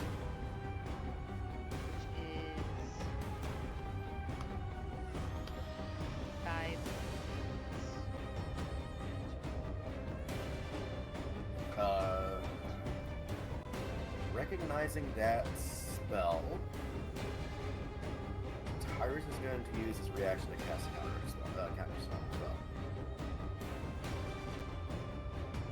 Yeah, I think counter spell's like a 6 feet thing, right? Let's see.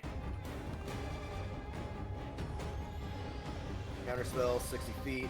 One creature that I can see. Counter spell that? Let's see. So it automatically casts at 3rd level. Is it 3rd level or more? Or less?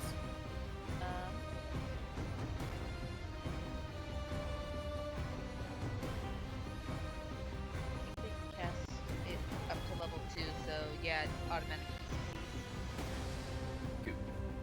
Yeah, Tyrus instantly recognizing sleep and knowing the troubles that caused in the past, he flings a card out to the hag, and it vanishes into a mystical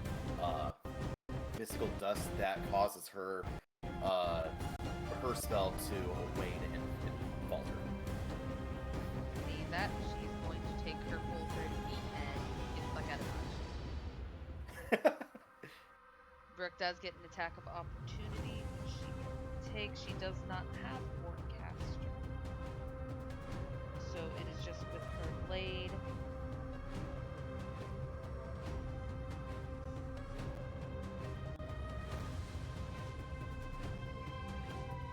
She could use her crossbow, couldn't she? I believe it's a melee attack. Melee? Yeah. Double check. Opportunity attack. You make one. You can make one opportunity attack with the hostile creature you see when it moves out of your reach. Just make an opportunity attack. Use your reaction to make one melee attack against another creature. So Brooke's going to hit with rapier. That hits. 9 attack.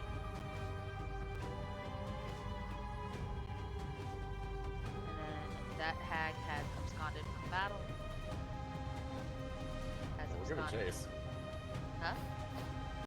We can give chase if we want. If y'all want to. At the moment, for some reason, it won't let me pull them off. I'm just going to Inca, it is your turn.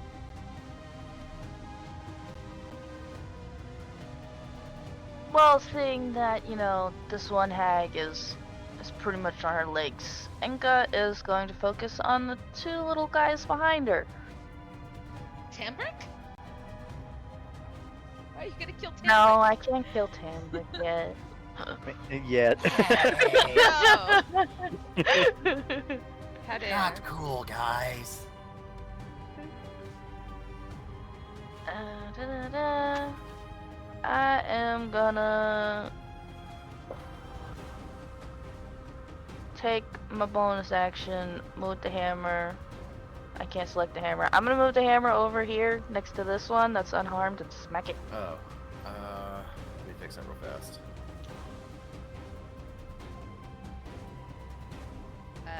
Roll to hit with it, so I can go ahead Here you go, Navi. and do the thing. You should be able to move the hammer now. 12. 12 hits. Bonk. 9 damage. So he's in pain now. Be in pain. This little bug is Nice, Tola dead. okay, and that's a what save? Wisdom. They're so wise, though, Nettie. They're so wise. 23 necrotic damage. It's dead. That's about And what kind of a loser only dies to 23 necrotic damage? Seriously. And then I'm gonna move and get closer to Brooke. As close as I can. Working my way over, you know? That's my turn. Tembick's turn. Cat, it is your turn. I let him finish off his little one, you know, he's been pecking at. I'm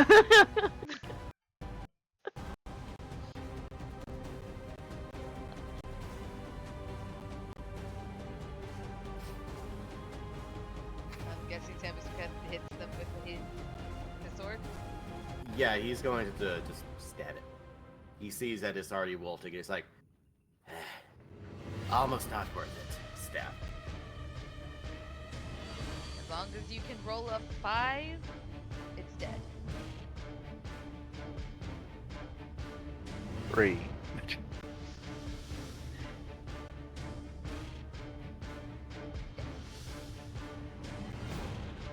Spits on it and starts walking, somewhat marching back towards the group.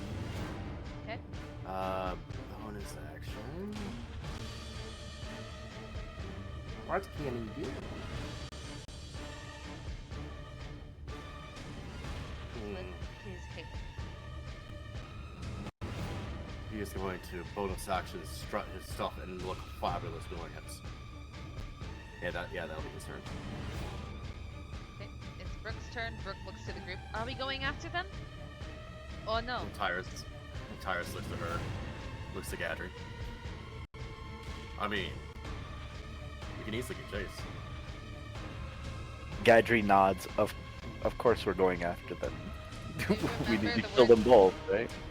Do you remember the words of Xana was, I need a hag?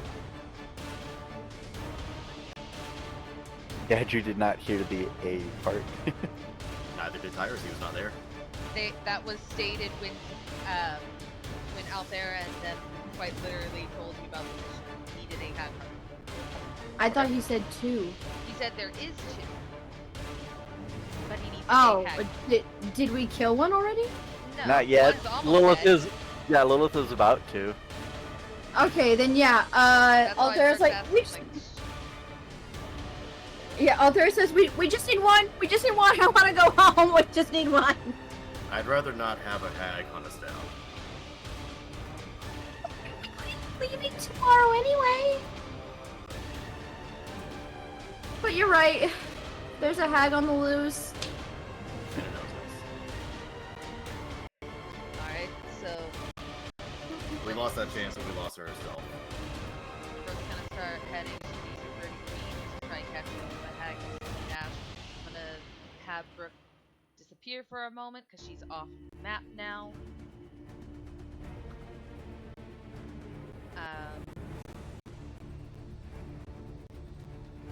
You also do still have that inspiration. Yeah, I'm gonna have Brooke use an ice knife at 5th level. That means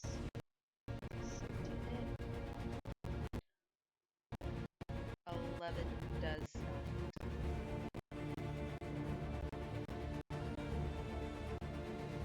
I believe if it doesn't hit, then it does. So they don't have to hit or miss the shard explodes the target and the creature within the 5 feet. Okay, so they need to be next to Oh, ice knife, yeah. Both of you needed dex save throws Why would I need to? I'm throwing it at them. because you're within the 10 feet. Any creature within 10 feet of the target. Okay, I'm That's why next I- to her, but I'm not like next to her. I'm just visible. If Did you anything, throw it? Did you throw it? Or did you stab? I threw it. Okay, yeah. Never mind. So visually, if it was Yeah. something, Brooke would be about this far from the hag. Yeah. So the hag must make a dexterity saving throw, which is saving throw, and she gets a that saves. So they don't take any damage. Brooke is still chasing this thing down. This night hag looks to all of you, blood leaking from their mouth. They smile as they say, all this trouble for some rubies. And over Xana. Tell him I'll see him soon. As they drop the rubies, as they drop 2 rubies on the ground, and they use etherealness, and they teleport away from this world. because they are the one hag that has a heartstone. Damn. But we killed the other one, right? No, the Nope. other one's running. Yep, we're chasing it. But we Oh my have god, dropped I the just want to rubies. kill one of these, please. Oh my god. We're working Well, on it. I mean, she gave us rubies anyway, so what do we need? Lilith needs to kill something, okay? Yeah. There's a fungal thing right there. She can. It's her turn next. She's angry. She's gonna go fuck. Sorry, this is taking so long. Combat always takes long. No, I know, it's just... Oh, I didn't think it'd be this long. Neither did I. Alright, who's next? Who's next? It's Lilith. That's why she's attacking this fungal thing. We're almost done.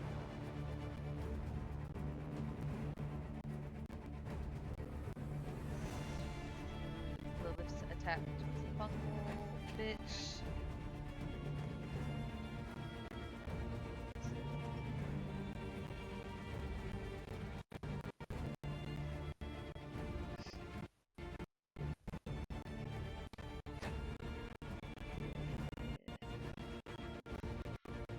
Yep, that hits.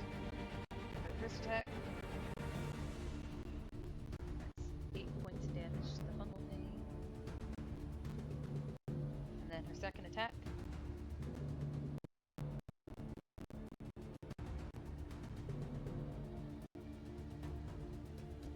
That hits. And the fungal is dead. Kill.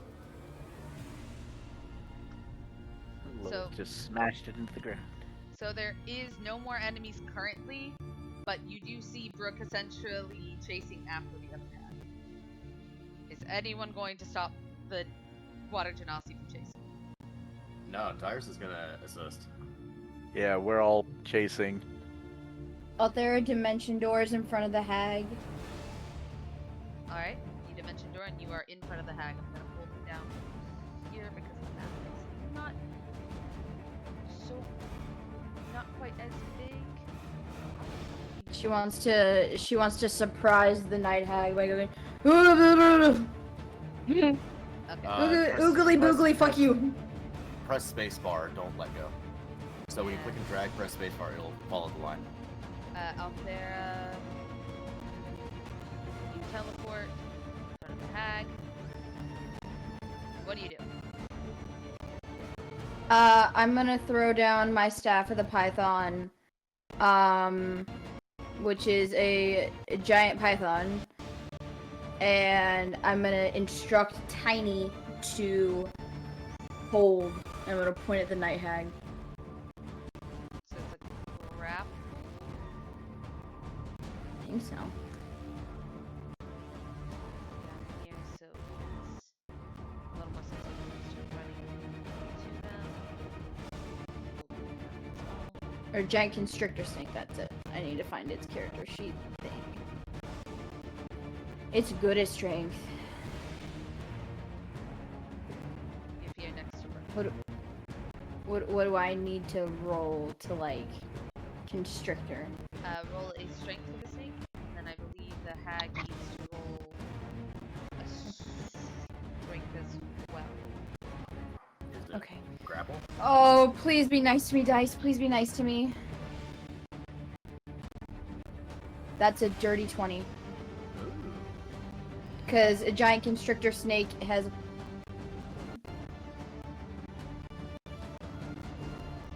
Hag roll. The hag rolled a 19. So you just made it.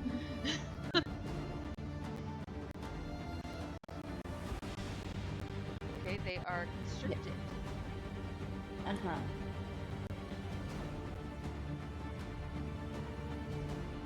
What else? Oh, I still have a turn. Okay.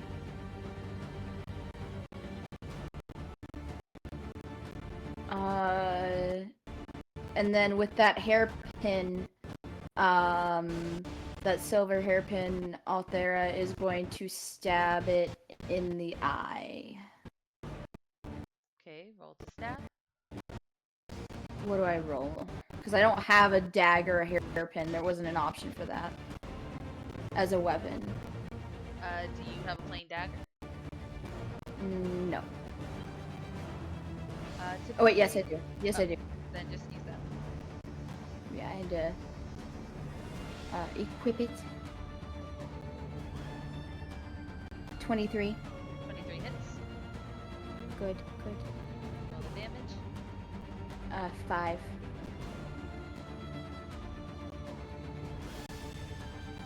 Alright. As you stab into them, they look to you, glaring down at you, and say,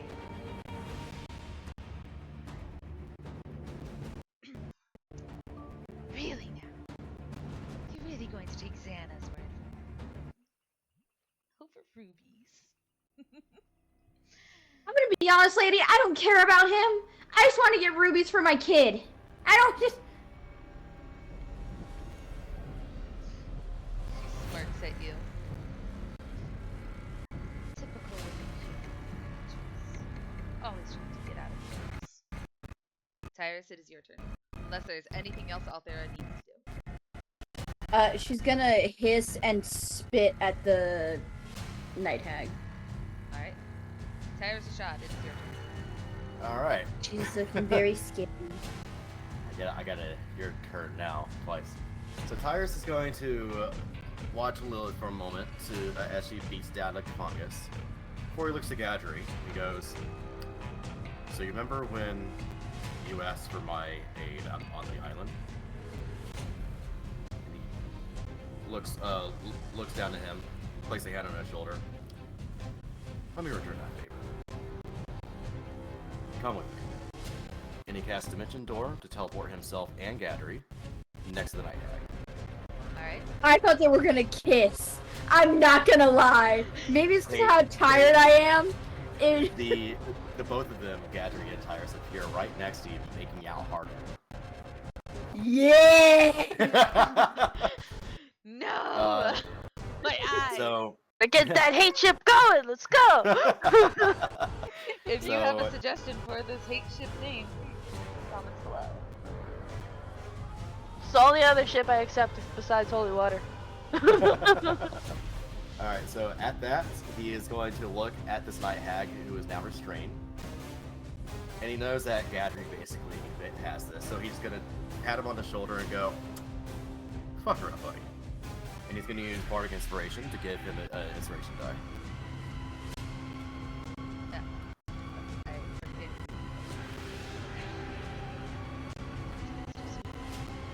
Gadri, Okay. you're grounded. I know this. He's gonna stay right there, actually. And beat her up. Actually, she doesn't have a reaction to bonus rate, does she? No. So Gadri's gonna use his Morning Star. And he's gonna step back over here beside her. Thunk. Good think.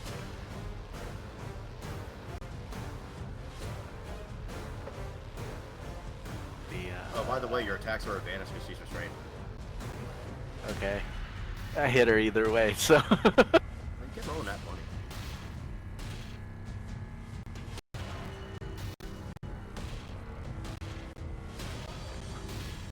Improved. There you are. Improved smite.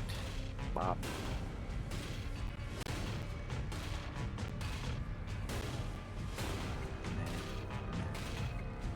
Well, making sure that he doesn't kill her.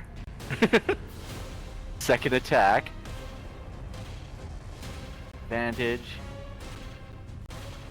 Damage.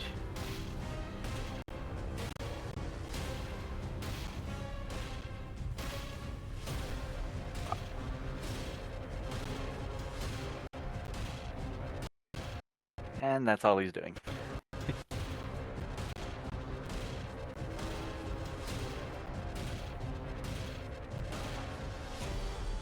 Because he still wants to give Lilith the kill shot. I don't know if Lilith's ever gonna make it over again, I'm not gonna lie. Well, then we'll move her. It'll be fine. Somebody go pick up Lilith and get her over here. Anka, throw Lilith over here. I can Mission get back received. over It's this night hag's turn. And she looks to all of you. Again, the smile never unwavering. As she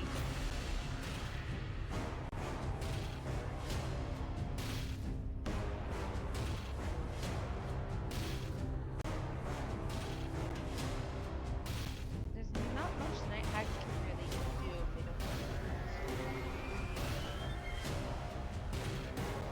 Yeah, so she picks a god and prays.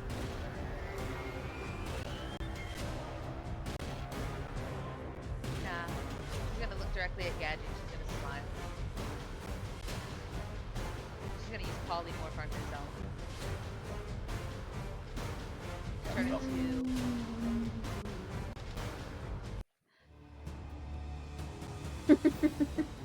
turn into Brooke. I'll still beat her ass! Bloody Yeah, Tyrus. beat. Tyrus counter spells at 3rd level. Can't. This is a change shape thing. It's a hag ability. Alright. She polymorphs herself into a small or medium female humanoid. She looks to all of you freaking bloodied, beat, bleeding. Althera's still stabbing her in the eye. Brooke looks at this, kind of grossed the fuck out now. She smiles and says,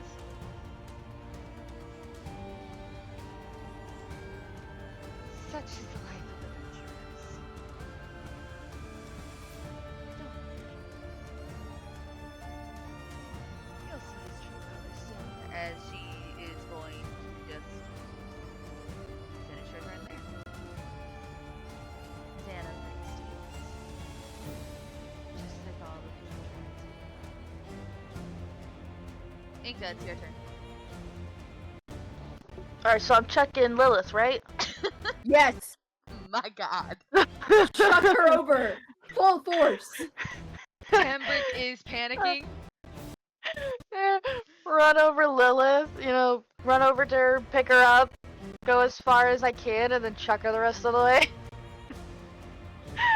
Drive by Crab, stop here, and then just yeet.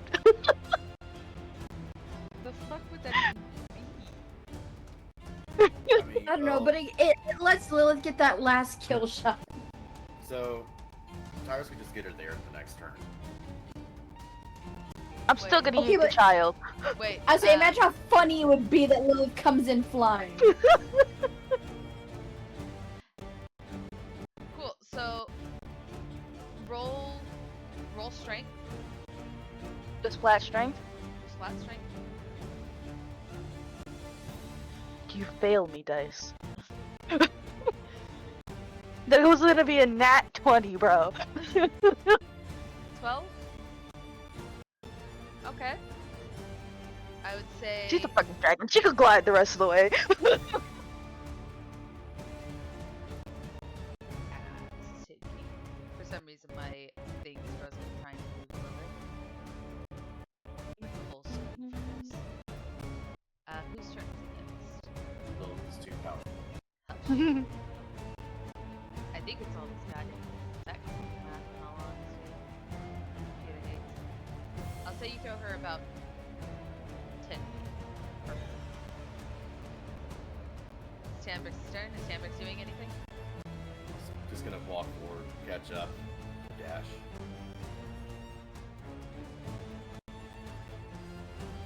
Okay. Ugh, I'm too old for this shit, man. Brooke's turn. Up back. Brooke's gonna look to Lilith. Go get something and give her a bardic inspiration. Is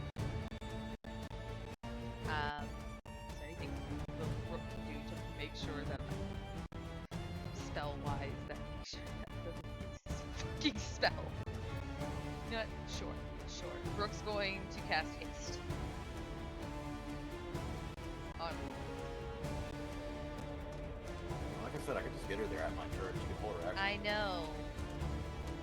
we know that you could do it, but we want to try and get this done quickly before your next turn. You know what I mean? Because Lilith is I'd like next. to know that when I suggest it. It's okay.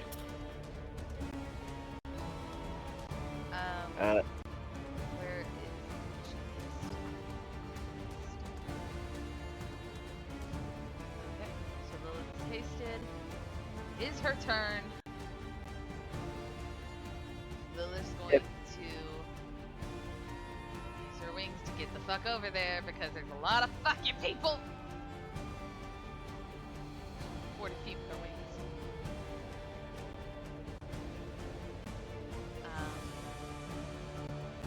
And sucks that you guys are fighting so hard to freaking have Lilith do this. Listen, a It was promise was promised. made. Okay. Plus, imagine all the Fire XP blast she's out of gonna the get spot. once she gets this kill.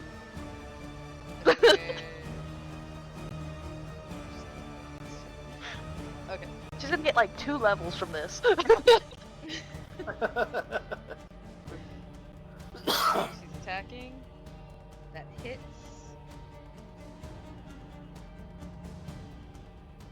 Watch, she gets an extra feet doing this. Tag Slayer. Okay. Next attack. Hits.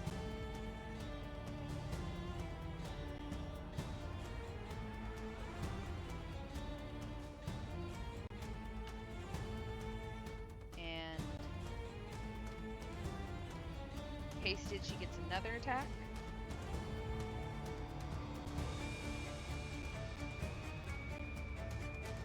Roll the fucking fight, goddammit. It's being dumb. That's how this works. That hits.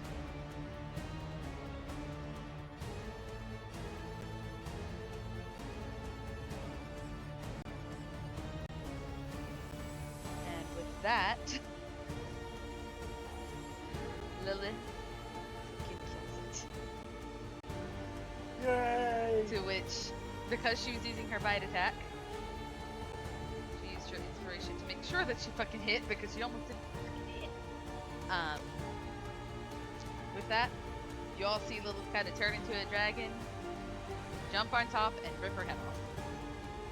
Yeah. Everybody applauds. Brooke, you see her lunge and grab Brooke by the throat and rip Brooke's head off. Yeah. Yeah. To which Brooke No, I'm watches kidding. this, and Tyrus and Gadri literally, well, Gadri can see literally Brooke going through the and Tambers can see Brooke going through the PTSD of having her head blown off. And that ends the combat. Also, Tyrus does not see that because he still has the effect of True Sword. He sees through the disguise. Okay. So, And after Yep. after that happens, Timber comes running up. Oh, shit! I missed my sister getting first kill. so Brooke looks at this mess. Turn around.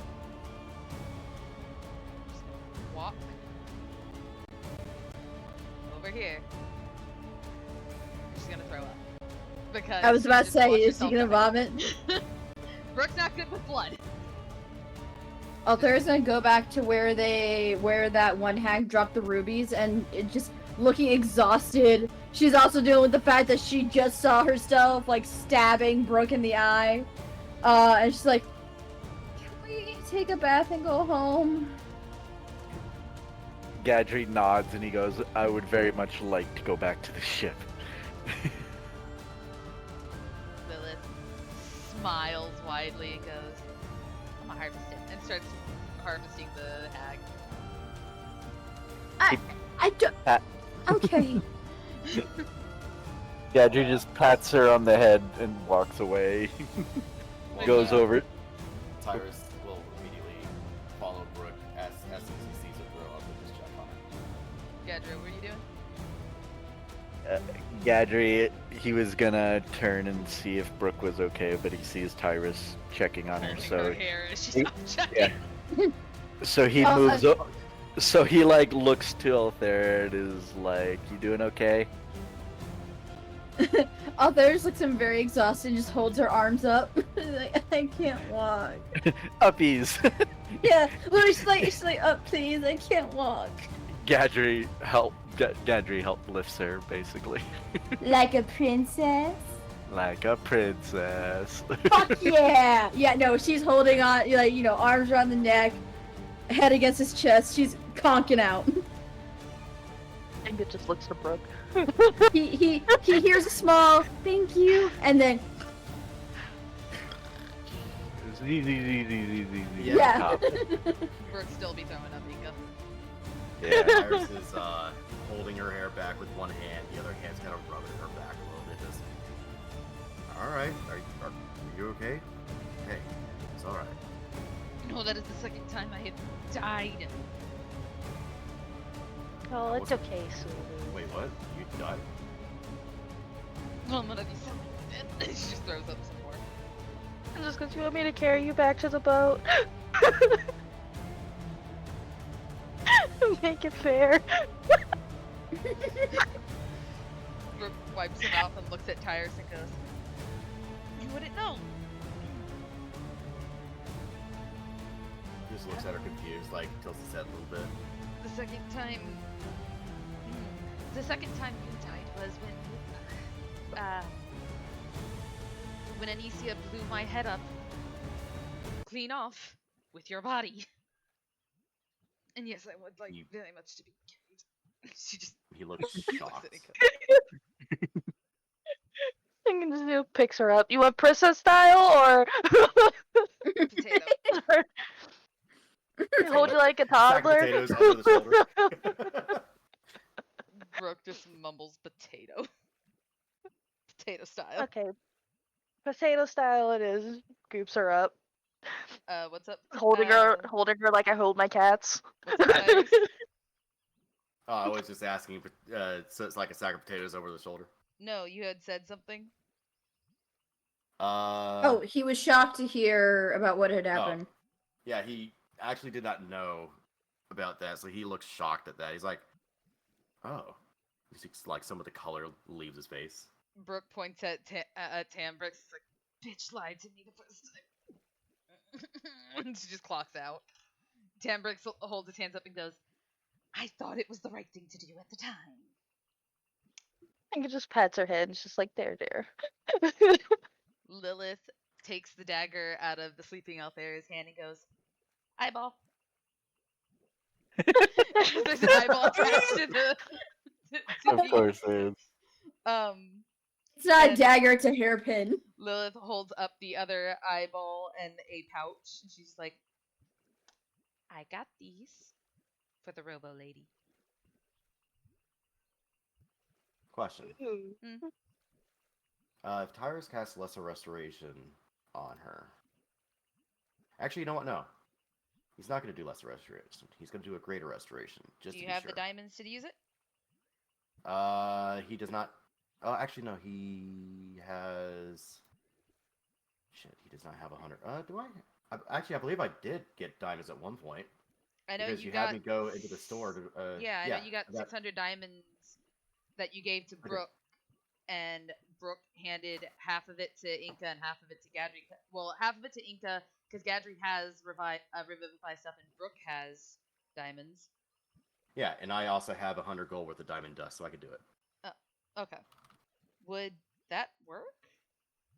Yeah, diamond dust worth at least 100 gold, which is spell consumed. Before you use it, I want you to know her being just mentally exhausted is just from the battle, and her throwing up is nothing, not a condition thing. It is a flavor thing. Do you still want to use this? Basically, don't waste the resources, bro. I know. Then I'll just use a lesser restoration, save the diamonds, and just do his best to like help her feel better as he kind of gently rubs her back. You hear snoring. Brooke and Althea have clocked out. The girls are done. Here we go. And it just goes, don't worry about this, boo, alright? I got the fluffy warmness. She'll be fine. Appreciate it. And with that, we can conclude this journey. Yes. I should mention, while you are snoozing, some of the biodeaths that coming out, there's a little bit of seawater still mixed into it. You asshole. Anyway. Yeah, we can conclude this journey. And we can come back as the characters are making their way into the port town to leave. Yeah. If that Sounds is good to me. okay with everyone. Yep. Let this side quest be over! Finally! Freedom! We have been Dice and Destinies. It is. Thank you all for watching. It's been a thing. We hope to see It King has. Cosplay back for his goodbye episode next week. And can't wait to torture these bitches in the Searing Channel. Excuse me. You think this was bad? Wait until we get to the Searing Channel. We'll get more story, let's go! I love more main story. We will see you all most likely Wednesday for our Vampire the Masquerade Chronicles with a important announcement about the scheduling. And then Friday for Pathfinder. Woo! And then back on Sunday to be back at it again with the bullshit of the what the fucks. Good night, everyone. Nah.